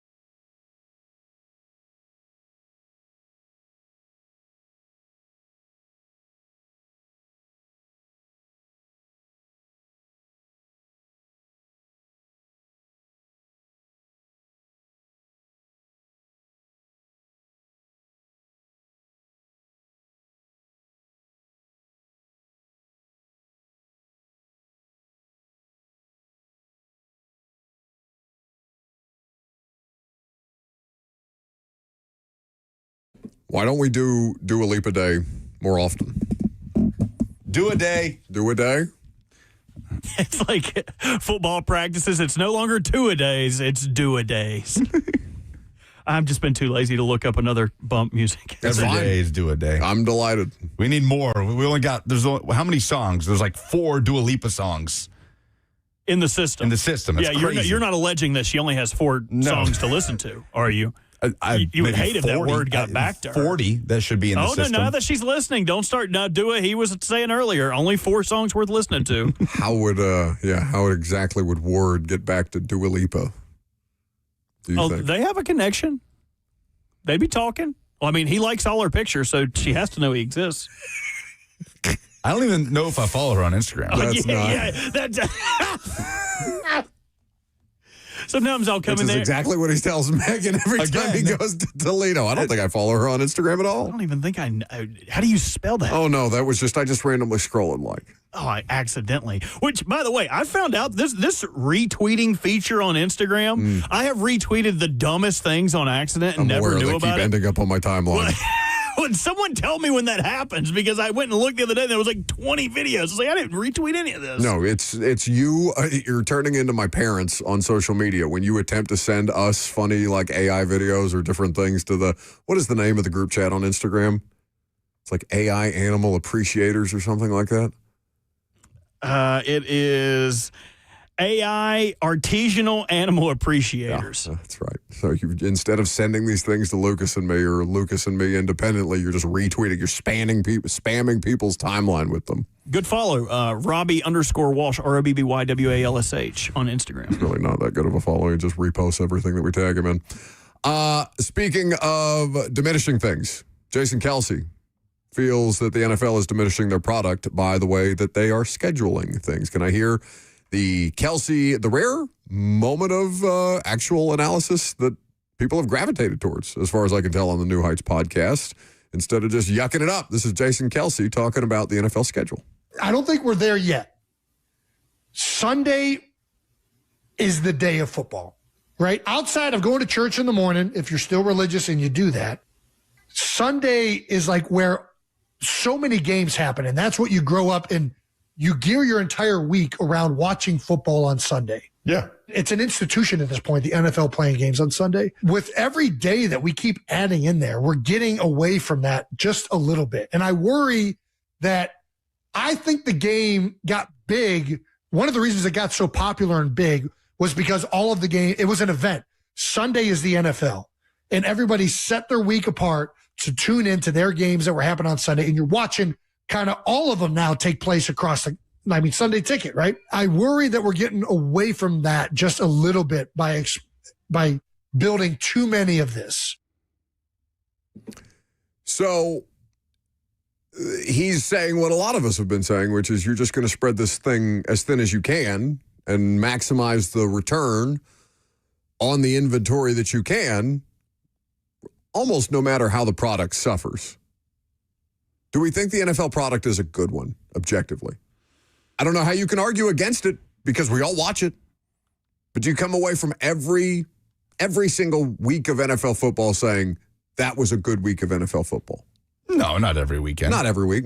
Would you say 2/3? Would you say a half? I don't know, man. Of the regular season? I think every week provides moments that are worth, more often than not, you're probably right. Better than any other, at a higher hit rate than any other sports calendar. Well, less inventory. Well, less inventory, you're right, and absence makes the heart grow fonder. So, when there's less opportunities, obviously it's going to feel like that more. But even bad games, even the Thursday color rushes between the Jets and the Dolphins, I don't care. There's always something that's going to make me glad that I watched that. Even if it's a stinker, 9-6, I don't care. Doesn't matter to me. I do feel like communally watching gross football is better than no football at all, right? There is at least some level of commentary around it. And again, the scarcity of the product makes it the most valuable sports product that's out there. Even if they do, because we are heading inevitably towards 18 games. I don't know that they would just do away with the preseason altogether and go the full 20. But if there's enough money in it, who's to say? So let's say that we're talking about 18 games in 19 weeks. that's not going to make the football better for the same reasons that we're talking about expanding the college football, not making the football better, because the human body is not designed to play this much football. You are going to break down. You are going to have less stars. You are going to need more than one quarterback, essentially, to get through a full regular season. You're going to need more than one bye week. And these are all things that eventually they will have accounted for. But think about what he's saying there is you're spreading it across every other day of the week and at the expense of Sundays. Now, we don't have the traditional. Robert probably has the closest to a traditional Sunday experience of any of us because you and I are usually working. Are you, Robert, I mean, more often than not, you're at home watching Red Zone? If the Ravens are on, I am only watching that game. And generally, I don't watch Red Zone unless I'm at someone else's house. I hate Red Zone. I will pick 2 games to watch, and I will have them on both computer screens, and then behind me, I'll have Red Zone on for the breaks. But I generally try to watch entire games and not just snippets of when their best moments are. I'm the opposite. If I'm home on a Sunday, I adore Red Zone. Nah. I love it. I can't concentrate on what's going on.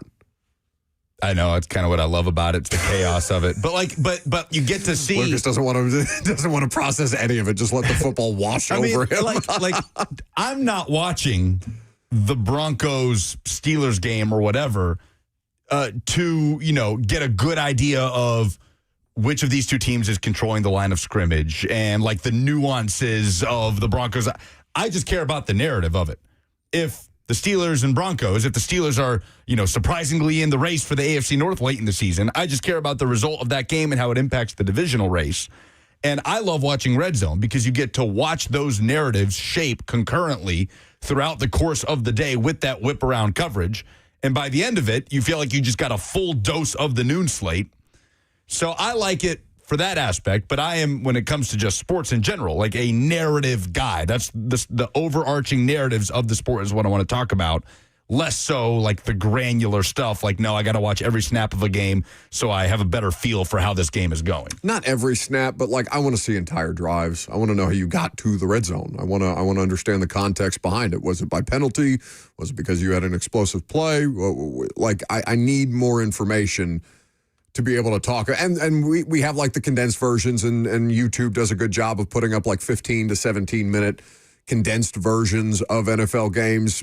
I still value more of a full picture because I do think it helps inform those narratives. Now, does it matter? Do we think that it matters if football is not exclusively or almost exclusively Sundays? Because to me, it doesn't make any difference at all. But I think we're probably not the right subject matter to ask. We're going to watch football no matter what because we're going to talk about football no matter what. This is more of a football show than it is a sports talk show. No, the ritual of watching the NFL on Sundays is something that I hope isn't messed with too much. Well, they're actively trying. You've seen the Thanksgiving week. Yeah. So the Thanksgiving week right now is kind of the outlier. Now, every year when the college football regular season comes to an end, the NFL starts to sort of reclaim those Saturdays. But for the most part, the majority of games are played on Sunday. This year, on Thanksgiving week, the Packers played the Rams at SoFi Stadium on Wednesday, on Thanksgiving Eve, which I guess is something the NFL kind of made up. There are the usual 3 games happening on Thanksgiving Day, and then there's the Black Friday game, Broncos and Steelers, on that Friday. So that right there is 5 games. A third of the league is playing before we even get to Sunday on Thanksgiving week. So when you're looking at the Sunday slate right now, the noon matchups are Titans-Jags, Saints-Bengals, Raiders-Browns, Giants-Colts, Jets-Dolphins, Falcons-Vikings. I mean, it's gnarly. Ravens-Texans could be good. There you go. We found one. We found a good one. And who knows where these teams will be. We're talking about late November. I mean, Ravens-Texans last year was disgusting. Yeah, you get what I'm saying. I don't want to water down the Sunday product so much. For the NFL fan, football is played on Sundays. During holiday weeks, like deviating from some of that is fine. Like everybody's calendar is different on Thanksgiving week. So I'm not going to like be pissed that the NFL is adjusting its calendar to, account for that. No, but it's the extremes that are possible. Robert, you have something? Yeah, but it's of less consequence.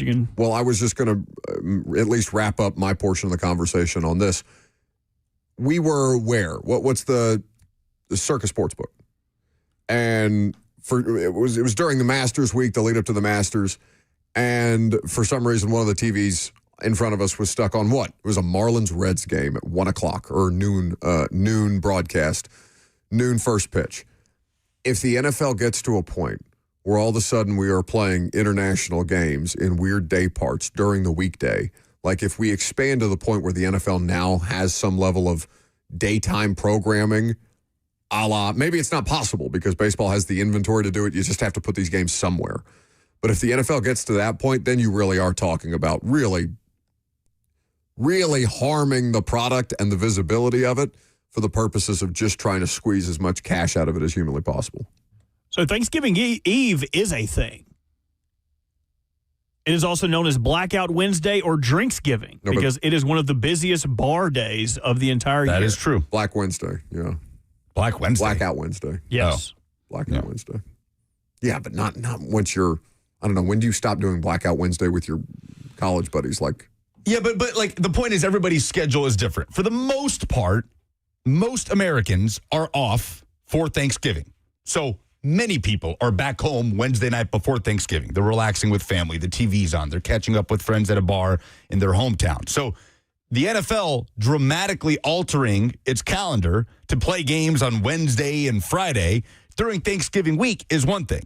If it starts to happen with regularity and it's like NBA-esque where there's a game on every day of the week, yes, of course they're going to rate well. And honestly, for us, like we'll be coming on here, are you kidding me? Every Wednesday with an NFL game the night before to talk about, that's great. Yeah. But as an NFL fan, I am aligned with Jason Kelsey on that. And the week to week, the ritual is football is on Sundays. Same as a college football fan. If college football started doing this, you know, if Tennessee started playing games on Wednesdays and Thursdays instead of every damn Saturday in Knoxville or Gainesville or wherever, people would be furious about it. It does happen because, you know, TV money is a real thing for Conference USA and the American, and they kind of have to play on these Tuesdays. But no, the ritual is football on Sundays, and I hope they don't mess with that too much.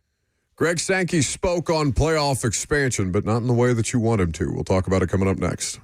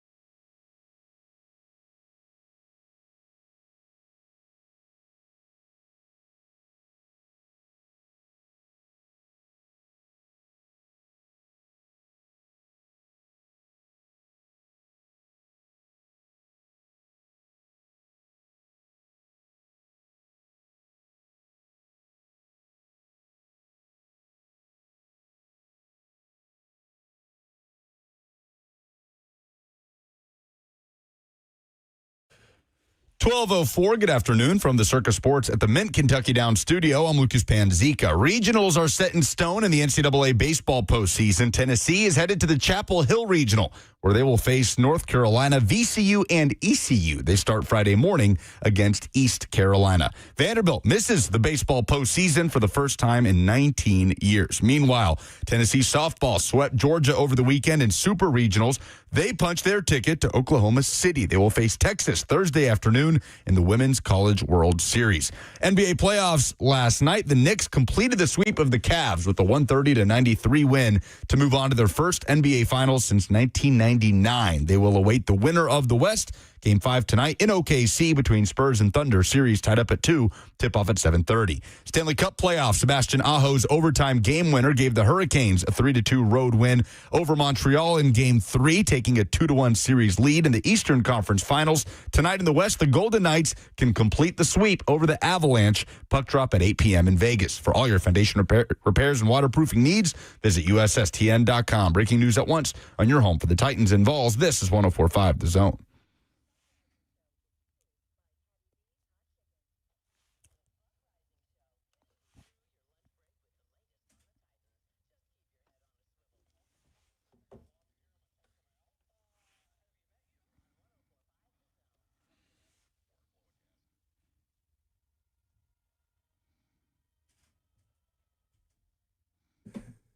So the SEC meetings are ongoing in Destin, and if you are just now joining us, welcome to the show. We're happy to have you, Robert, Lucas, and me, for one more hour before we turn things over to Blaine Bishop and Zach Lyons, 3HL. Of course, after that, the SEC meetings are ongoing, and there is an outsized level of conversation about 24-team playoff expansion versus 16-team playoff expansion. A deadline, of course, looms for them to make a decision as we currently sit here with 12. There are challenges with 12. There are more challenges with 16. There are more challenges even yet with 24.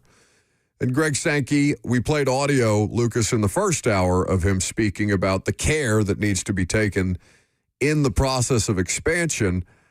I'm really stuck on this idea, and maybe there's not a good answer to it, but I feel like I have missing context around it.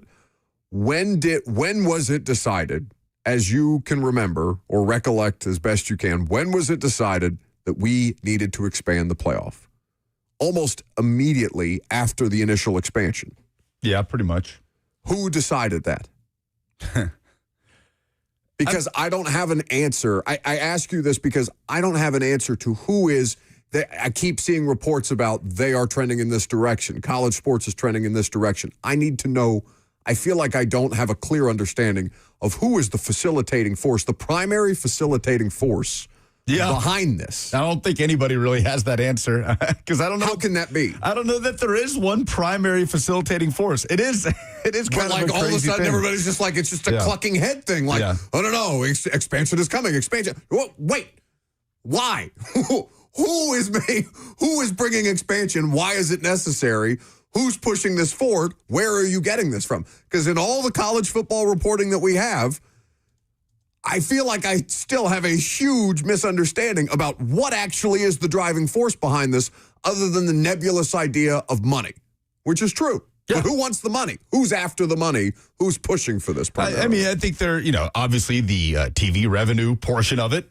There's a lot of suits on that side of things, and there's a lot on the team and conference side that wanted more of that inclusion. Like Greg Sankey, for what it's worth, was not like banging the gavel to move on from 4. He was perfectly content with 4 because constantly SEC teams were going to get the benefit of the doubt to the playoff committee. I mean, famously, Alabama gets in over an undefeated Florida State team because its quarterback got hurt. So, yes, there are so many forces at play here, and the majority of them behind closed doors. So the ones that are front-facing, like in the NFL, Roger Goodell talks about these things. In the NFL, in the NBA, rather, Adam Silver talks about these things. In college football, the conference commissioners talk about it. And they have power to, I suppose, start a trend one way, usher in some direction, but they don't swing a gavel and make things happen. So that's where this is so interesting, because there is consensus with every power conference commissioner outside of Greg Sankey that the playoffs should move to 24 teams. Greg Sankey, not afraid to say he thinks that's way too big a leap. If we're going to expand, let's go to 16. 12 to 24 is too extreme. But you've got SEC head coaches coming out and saying, yeah, I'd like 24. I'd like to see 24 teams. Josh Heupel has in the past said that. There are multiple coaches talking about it now. John Summerall, who I think is still speaking currently in Destin, the new Florida head coach, says, this is from David Ubben, quote, I'm for playoff expansion. More football is good football, in my opinion. He says he leans towards 24. So Greg Sankey can have this sort of hill that he's standing on, but if the majority of the room, of the coaches and athletic directors that he represents, are saying, no, let's go to 24, because there is self-interest. Mike Elko, the A&M coach, just joked, no, I want 40. Hell, I'll make it every year, never get fired. So that's where this gets very interesting. Is it just something that, an athletic department or a fundraising situation can say, no, we made the playoff last year, give us more money? Yes. Yeah, that's how this works. Absolutely. So, and then, so the question then becomes to me, is more football better, like good football? Is more football in principle better football? Because there is some logic to more football is better for everyone, but is the football actually better? That's the thing. You can't, Josh Pate was on top of this from the beginning of expansion talk, right? He's never wanted college football playoff expansion, and I think the thesis of his argument, anytime he was in here with us, was you cannot maintain or increase the value of something by making it less scarce, right? And that holds up. The value of the regular season, of course, gets diminished if you go to 24. Of course it does. We're talking about every 8-4 SEC team getting a chance to theoretically have a path to a national championship. And expanding it to 12, yes, devalued the regular season a little bit, but marginally, and enough to where the stakes are still high enough that, to me, I never felt the regular season lost its luster, right, with the college football playoff at 12. I think 12 is almost a perfect number. I would agree with you. I had as much, and again, it's because I think, I had an awesome experience at the national championship game, but I enjoyed this college football season from like start to finish more than any other college football season I can remember. Yeah. It was just all over the place, right? And some of it you get better matchups on a more frequent basis. You are getting more games of, even if the consequences are manufactured a little bit in a 12-team playoff, like you could still make the justification in your head. Yeah. When you go beyond that, it just, who decided that we needed a 7th NFL playoff team on both sides? What is this team doing in there? It's all of a sudden it's at 8 and 9 Carolina Panthers. And I don't know, maybe that fan base is happy to make the playoffs. I think it's just watering down. It's just watering it down further and further and further. But if I don't want to sit here and complain about it getting watered down, if one, we directly benefit from having more football. More football is good for us as a business. We are in the business of sports. More football benefits us directly.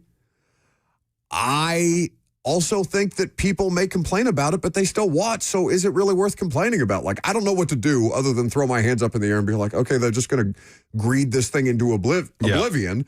But at the end of the day, yeah, they're right. I'm probably still going to watch. I hate that principle of, well, these people are going to be here no matter what, as you continue to make the sport more and more unrecognizable for those people.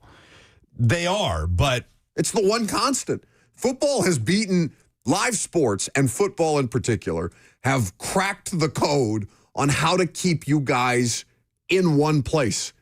We have never been in a more fractured media environment. And so everybody's just trying to chase you, your eyeballs, and your dollars as a result down. It's why every time you watch a football game on Prime, they're giving you like the QR codes during the ads on the football game so you can just order the things off Amazon while you stream the football game. Yeah, I understand that. But, and like on the business side, it's good for us in the media business. Like, I don't care about that. Nobody within the sound of our voice gives a damn about that. Like, we're all just football fans trying to figure out how can you move forward here and evolve as a sport, as college football, one entity, without making it completely unrecognizable and taking away all of the things that made it special for you in the first place. Like, yes, people will be there, but I do think there has been a gradual decrease in how much people are staying in tune with their team's roster moves.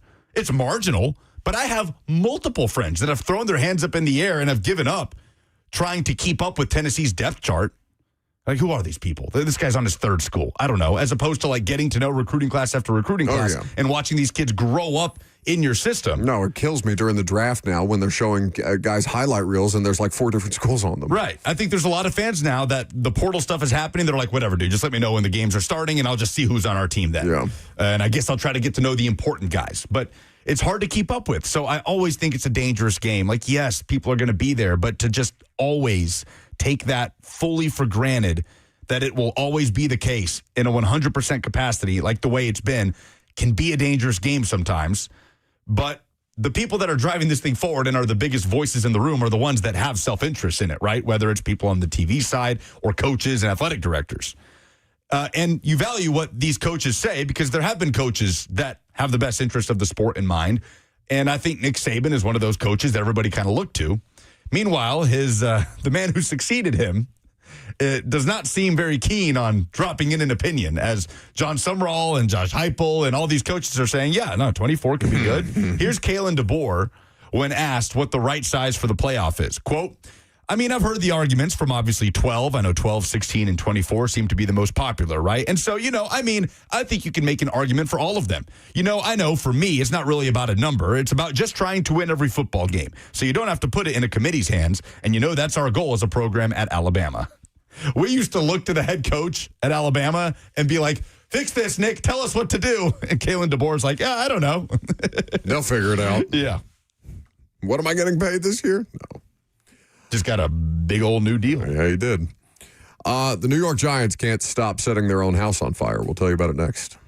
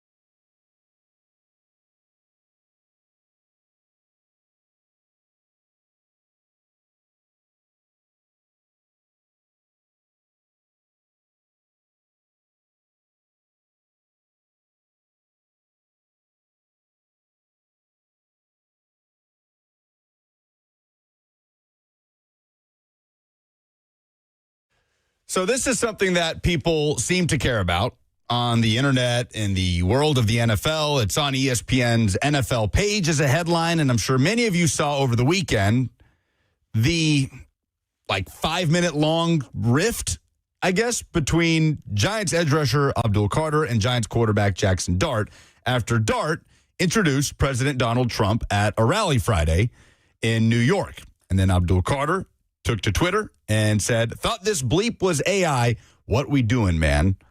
And that obviously caused a lot of reaction on social media. Abdul Carter later in the same day followed up and tweeted, quote, "Me and JD6 are good. We spoke earlier as men. Y'all can keep y'all narratives."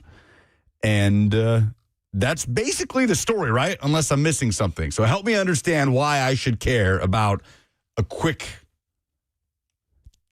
rift between Dart and Carter that obviously, has some political is a political situation. I'm not going to endeavor to make you care about anything because I have done that many times and failed successfully. In this. It is a talking point because anytime you make a decision, Jackson Dart made a decision, and is it right or wrong for a sports figure or a person of note that would make a polarizing decision when they work in a workplace as widespread and diverse as the NFL? Basically, can it impact the football? And that's what every conversation we have around this stuff comes down to, right? Can it impact the football? And you have the starting quarterback introducing the President of the United States at a rally in New York, and instead of handling it diplomatically, Abdul Carter does what? He makes an absolute mess on social media for the entire world to see. And it causes an outsized level of reaction because all of these things, New York, football, Donald Trump, hugely polarizing, hugely attention-grabbing things, and you've got all of it playing out. You basically got the worst-case scenario playing out for you in real time, which is one of your teammates isn't going to like it, and they're going to comment on it, except Abdul Carter, for all we know, maybe he texted Jackson Dart and Dart didn't see it, whatever. There didn't look like they tried to have a resolution offline. Abdul Carter made their business public very fast. I don't think it in and of itself is a story unless you care about office politics anywhere, right? Do you have different political opinions in all likelihood than at least one person who works in our building? Probably. Name them.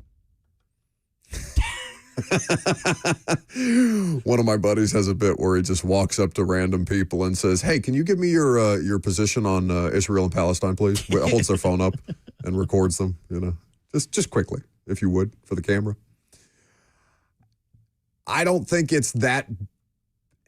The entire issue in and of itself is not that deep to me, other than Jackson Dart made a choice. Abdul Carter probably didn't agree with it, and instead of talking about it offline, they did it on Twitter, which is the worst place to do these things. Yeah, and I'm sure that could have been handled differently. But apart from that, to me, this is basically a non-story, right? Could John Harbaugh get asked about it? Sure, but John Harbaugh is going to dismiss it and move on, and it's which is the right way to do it. The same way that, and I think Harbaugh, because both the Harbaughs did a visit to the White House, I think within the last calendar year, and were asked politically charged questions. You bring in another element, though, when you start essentially declaring yourself for one party or the other publicly, then you basically open it up for people to start asking you about political things. If you're Jackson Dart, because you've taken what is inherently a political position, and Abdul Carter also taking an inherently political position by stating his displeasure in what Jackson Dart did. Now you invite that into the locker room, not just for the Harbaughs, or not just for Harbaugh, but for the individual players who are involved and for the teammates. Now, does that actually impact things? If the Giants win 3 of their first 4 games, is anybody going to care? Probably not. If the Giants don't get off to the start that they want to have in this new era under John Harbaugh, do things like that come back around and start to fester? Because they're just such a weird team this offseason to me. John Harbaugh matters, and that's an adult in the room, and they're probably going to have more success with John Harbaugh than they would your average NFL head coach. Robert, you'll probably have a deeper understanding of this than I did, but everything that I saw and read and felt like was reported on around John Harbaugh is that he fully expected Todd Monken to be the offensive coordinator with the Giants. And that didn't happen. Todd Monken goes to Cleveland to take a head coaching opportunity. Your consolation prize is Brian Callahan and Matt Nagy. Okay, so there's one thing. You've got a quarterback who doesn't consider risks, both personally and professionally, it seems, because, I mean, maybe he understood what he was inviting into his life. When you take a political position on either side of the aisle, you create a hellstorm for yourself, one way or the other. So he doesn't consider risks as the future potentially of the franchise. You've got a less than ideal offensive coordinator situation around a head coach who doesn't have that as his superpower. He's a managerial type, but he's not going to take over your play calling like Dan Campbell was able to do in the middle of the season if things don't go wrong. I'm just looking at the Giants and being like, everybody's assuming they're going to take a substantial leap forward, and I think that they're just kind of, I don't know.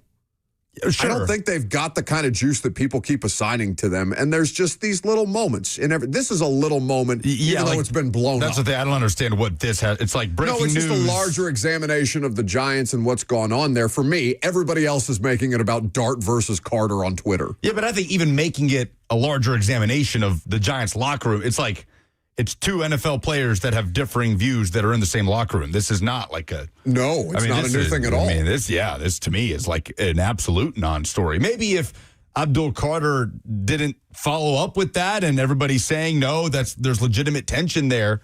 But like, to me, this is just it's May.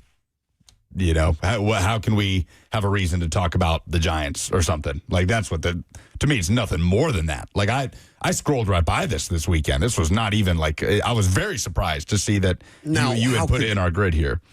Oh, in the grid here? Yeah. I spent 4 hours talking about it yesterday. That's insane. That's insane. This is like not an That's what they said story. we were talking about. They said we're going to talk about the dynamics and can it affect the locker room impact, and will it hurt the Giants' chances and all these different things, right? That's where these... Buddy, have you ever watched an episode of First Take? I get it. Like, that's where these things are. I do think it's, from my standpoint, I am interested in, like, the people involved in locker rooms, because I cover people in a locker room for a living, and I have seen people with very, very different political opinions completely forget or not care about any of those things. I think most athletes just don't give a damn about what your politics are. Can you help me win a football game? Whether you're a coach, a teammate, or otherwise, can you help me succeed at what my goal is, which is to win? I think they're two people who are very online. Dart, for some reason, do you think there's an outsized level of attention on Dart based on what he's done, or just this is what's going to happen when you're a quarterback in New York? He's the quarterback of the Giants. Yeah. And he just introduced the President of the United States at a rally, and so people are going to... You're surprised by people gravitating towards that? Not as a conversation point, but like as a thing that people are going to cluck about online. Yeah, but something people are clucking about online in like an actual story that, carries any weight. Like, those are two very different things, as we know. No, for sure. Like, to me, this carries zero weight. Well, I think what people are doing is something that you accuse me of very often, and rightfully so. I get pre-mad about a lot of things. Like, I will work myself up about things that haven't happened yet, but that I can envision and how I would react to those things in real time. This just feels like the most preordained Giants struggle out of the gates and people start asking about a political divide in the locker room type of situation. Like, this is the most pre-made story ever if it actually takes off. Well, Ari Myrov said the Giants' first-round pick is doing some work to rekindle that locker room fracture, as Francis Maui Noah presented Jackson Dart with a custom Miami Fiesta Bowl jersey for his birthday. If you forgot, Miami beat Dart's former team Ole Miss in the playoffs this past season, and Ari Myrov leaves the note, this locker room seems perfectly fine. I think it is one of those things. Now, if you talk about things that can cause problems in any workplace, yeah, politics is going to be top among them. But I think, one, you assign a way outsized level of like actual understanding of two young people who are making decisions that they may not be fully aware of how people are going to respond or react to them in real time, and then doing the most 23-year-old thing ever, which is to talk about it on social media instead of, making it a phone call or something like that. That's the only reason it's gained any traction. Yeah, like this is not an important thing that happened over the weekend. No, among the other sports things of actual importance that did happen, but it's the thing, again, interesting versus important. Yeah. You're driving this segment. What else we got? We got 8 minutes left, Robert. Listen how he does that. No, don't you do. I said, do you want to drive this one so you don't have to have an opinion about it? He said, sure. And then he takes us into a ditch 12 minutes in. This is not a 20-minute conversation. It's like, hey, this happened. Does it matter? No. Okay. Next time Buck tells me I don't have 20 minutes on that, I'm just going to look at him like. Oh. Okay, well, since you did that, hold on. ESPN put an article out that I know no one will want to talk about. 2027 NFL quarterback class, top prospects to know, where Jordan Reed names everybody and their mother that could be. Oh, I saw this. This is a ton of dudes. A ton of dudes. Just quickly, let me read every single name that is in this article. While you do that, I'm going to count the amount of names that he put on this article. C.J. Bailey, C.J. Carr, Trinidad Chambliss, Jaden Mayava, Arch Manning, Darian Mensah, Drew Mestamaker, Dante Moore, Julian Sayin, Lenoris Sellers, Brennan Sorsby, Byron Brown, Jaden Craig, Josh Hoover, Nico Iamiliava, Kevin Jennings, DJ Lagway, Sam Levitt, Drake Lindsey, John Mateer, Marcel Reed, Desmond Williams. End list. That's 22, and it's not including the long list of quote other QBs to watch that he put at the bottom here, including Rocco Beck, who transferred from Iowa State to Penn State, Austin Mack, who's down at Alabama, Bo Pribula at UVA. It's a lot of quarterbacks. If you ever wanted your patience tested about an upcoming draft cycle, it's this one, right? Where it is May and we are talking about the 2027 draft. Now, I know a lot of people. Nobody's powder is going to be dry on any of these guys. That's what I'm saying. I know a lot of like way too early mock drafts and like positional previews. And if there's a quarterback battle going on with a college football program, like this is the time that a lot of those things get produced because we do have a bit of a gap in terms of actual news that's going on. But if you want to talk about like hype, I hope every one of these players performs well, and I hope they all stay healthy, because if not, like, it's just going to become, there's such a disappointment when we've created this hype beast around this draft cycle. Understandably so. Like, there's a lot of fun and phenomenal players in the upcoming college football season, and we have, like, predetermined everything that we know about them before we even get to fall camp. It's insane. That's crazy that C.J. Bailey was the number one name to know. Yeah, do you think? I don't think they were in any specific order. Maybe they were alphabetical. It sounded alphabetical. Yeah, it's alphabetical. Arch Manning was like the fifth dude he brought up. It's alphabetical. That's why. But C.J. Bailey, impressive. One of only, I believe the year he started, one of only like 4 true freshmen who actually started a number of games in college football and played really well. I totally expected him to be one of these quarterback transfer portal guys to leave and just get buku bucks at a big school, and didn't. He stayed true, stayed at NC State. There's just so many guys that there's a big if, but the scenario is there that they work their way into that day 1, day 2 conversation that people wouldn't be expecting, right? Like nobody is talking about Darian Mensah at Miami.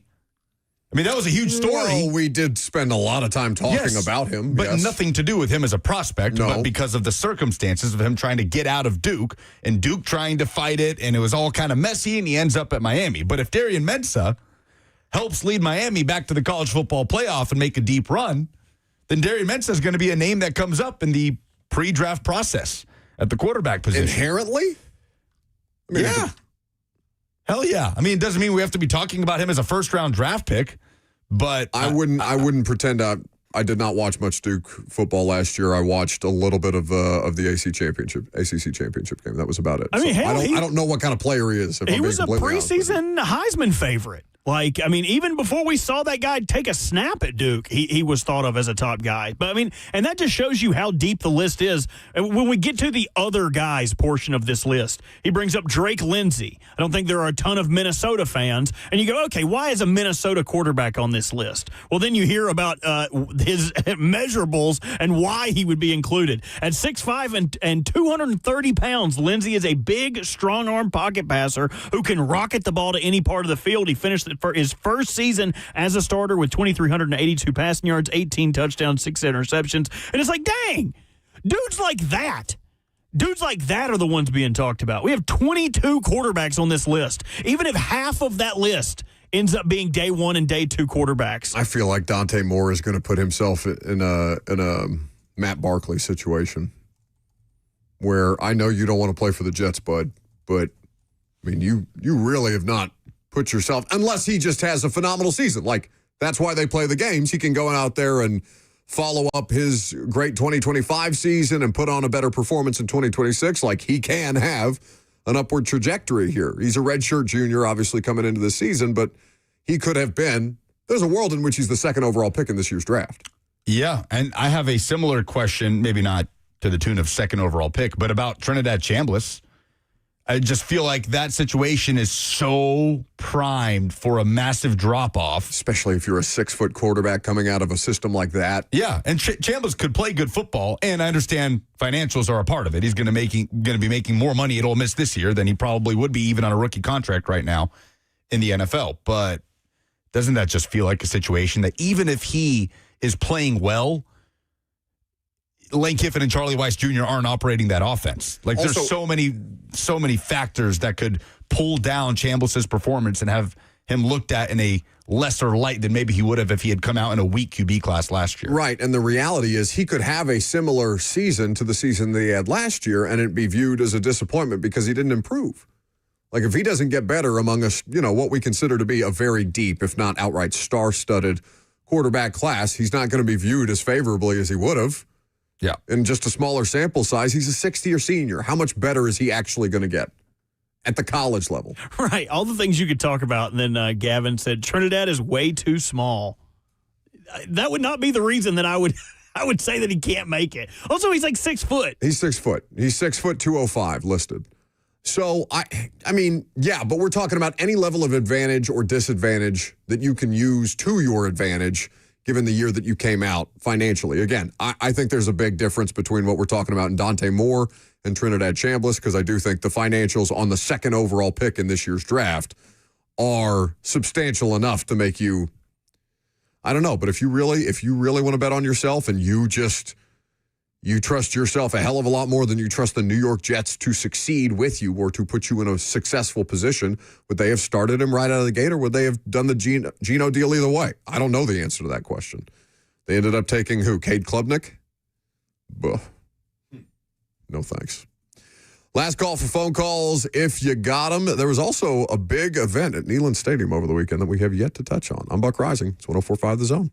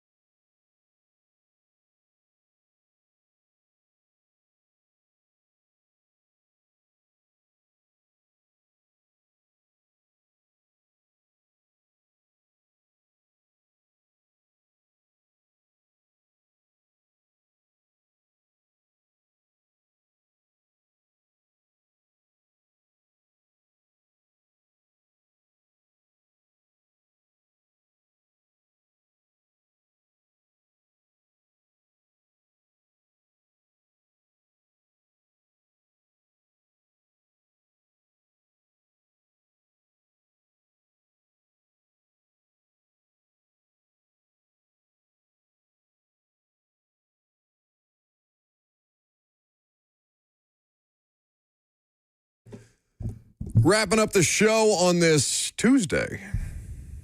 Thanks for hanging out. If you missed any of the show, you can catch the podcast after the fact. Robert and Carrot Top are making sure, I'm sure, diligently that the podcast is posted in a timely fashion.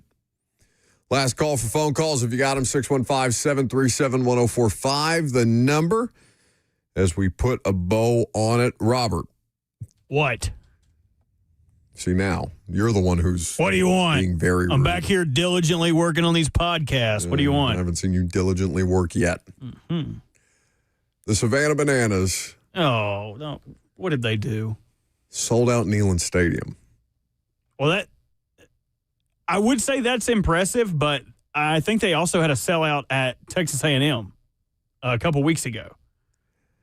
So I'm just curious, okay? We don't have kids on this show, any of us. Famously, we don't allow any kids on this show. We hate them. Well, that's my policy, not yours.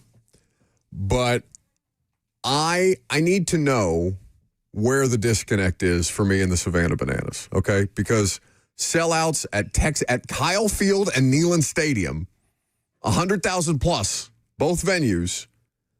What could you possibly see from the upper deck level of Neyland Stadium at a Savannah Bananas game that makes it worth attending? I genuinely want to know. It may be just a reason to get the children out of the house and you do whatever you want to do.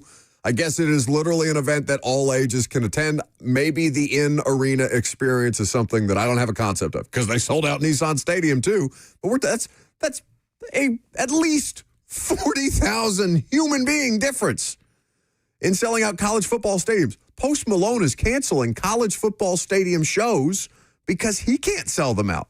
What the hell do the Savannah Bananas have that Post Malone does not?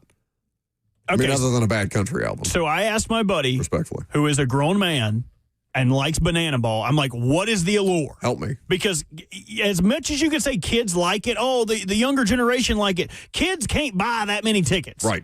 You got to have an adult that's willing to take them. And he brought up the best reasoning that I had heard from someone who actually watches the product. And I'm going to use this Google AI chat bot to help me articulate this a little better. So Banana Ball speeds up the game, where every game is a strict 2-hour time limit. The game will only last 2 hours. You will be gone by then.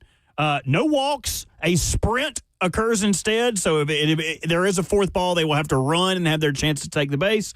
No stepping outside the batter's box, and no bunting. Crucially, if a fan catches a foul ball, the batter is out, which keeps the entire crowd engaged in the whole thing. So it is a quicker, more concise product, and it made improvements on the game of baseball that baseball will never make. So they made baseball fun. And people were like, oh, this is cool. Well, they saw it, and the outsiders like me, you, and everyone else, I'm not a big fan of Banana Ball either. But we all just saw the TikTok dances. I didn't know that they made all these structural changes to the game to make it more digestible. No, he's like the inventor or the owner of the Savannah Bananas is a former, not even AAA, minor league baseball club owner. It's, I don't know if it's single A or double A, whatever. I've always viewed him as the Globetrotters of baseball. And yeah, but the Globetrotters are not drawing 100,000 people. I mean, no, but Globetrotters are worldwide. No, I understand that, for sure. So, yeah, it is crazy. I'm with you. They have been to Nashville and sold out Nissan, and I have friends that just weren't even able to, qualify to get the opportunity to get tickets. I was talking to people who work for the Titans who couldn't get tickets. No. The event was at Nissan. Insane. The demand is insane what they've built there. Because they don't want scalpers to get the tickets. They want everyone to be able to get an affordable ticket to get in. That's right. So, which is an anti concert theory, right? Concerts, I think unanimously right now are struggling, depending on the size of the act, to sell, what do they call it? Blue dot fever or blue dot illness or whatever it is, as far as the empty seats. Or empty seats on Ticketmaster, the unpurchased seats on Ticketmaster. There are big name acts canceling shows all over the place. So affordability, I'm sure, factors in. If the Savannah Bananas are cheap, and maybe there's people in the audience who have gone, obviously, we do have listeners in Knoxville and outside the surrounding area. So if you did attend the Savannah Bananas event, maybe you could weigh in here. Joel in Laverne is up first. I watched it the other night at Neyland Stadium, and it's kind of like Harlem Globetrotter. It's, it's entertainment, but as far as being taken seriously, I mean, as far as you can go with that, I mean, it is entertaining. I don't know if it's going to have a long run, but, it's along those lines. Yeah, I guess I don't know what the longevity of that is, because the Globetrotters are a long-lasting international brand. And the difference between the Globetrotters and Banana Ball is they're actually playing games. Yeah. Like, it's not scripted. They've added all of these different teams. Because they can lose, right? Right, The Bananas can lose. The Bananas can definitely lose. I think there's like 6, 7 of these teams. Yeah, you're losing it, dude. It took you way too long. Way too long. I'm sorry. But they're adding these other teams, so there's still a competitive element to this. And it's not just like, oh, you're going to go watch the Globetrotters beat the hell out of the Washington Generals or whatever they were. So is there just going to be a generation of young people that grow up thinking that's baseball? It's getting a lot of people jobs, too. A lot of my buddies that were in pro wrestling got out of pro wrestling to now be the side characters at Banana Ball. Former college athletes doing it. They obviously bring a celebrity element into it. It's a fascinating business model. But I continue to be stunned. Yeah. By the sheer amount of the demand. Attendance. It's insane. One more for Sean, and then we'll do some polls. Okay, so Buck, I got a question here. Y'all talked about the Globetrotters. Y'all talked about Banana Ball. We've got a new comical third thing in sports entertainment. What are your thoughts on Danhausen?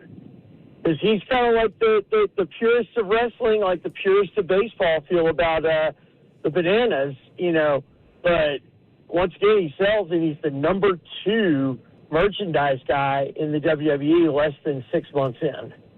And I just didn't know what y'all's thoughts were on that. Personally, though, I love Danhausen, but I've never gotten into the Savannah Bananas. I can't get into it. Too much of a baseball purist. Thanks for the call, Sean. Lucas, I don't know about you. I didn't know who that person was. I've never heard of that name. Me neither. Is it Dan Housen, space, first name Dan, last name Housen? Robert. No, it's just Danhausen. Okay. Very nice, very evil. So, are you surprised that neither of us have heard of this person? No, because he's relatively new and has really sprung onto the scene.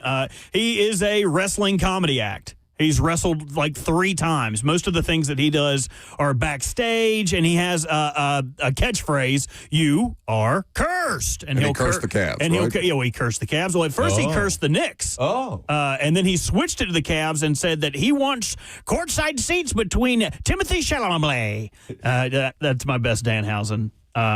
But yeah, he's relatively new, making a lot of money. There's a space for it, right? Yeah, that's different. Of course. I mean, it's just like in wrestling. Pro wrestling is a side circus. It's an act. It's a game. So when people are like, "Oh, this guy's not being serious. It's all just a joke." Yeah, it's all a joke. Ooh, this really happened. Like, calm down. But yeah, he's fun. Kids love him. And he noted he is the second best merch seller in the WWE. Do you know who number 1 is? No. Jelly Roll. Oh, Jelly Roll is number 1 right now in WWE merch sales. No kidding. Yeah. No wonder he wants to keep doing those events. I'm telling you, man. I mean, I know he enjoys the hell out of it, but okay, that makes a lot of sense. Rapid fire. I don't even know if we have time for rapid fire polls. Okay, Lucas, had we done the polls, the polls would be presented by Two Rivers Ford. The most trusted dealer in the South. No, it's the South's most trusted Ford dealer, of course. It's going to do it for us today. We'll be back tomorrow off Primetime Tonight.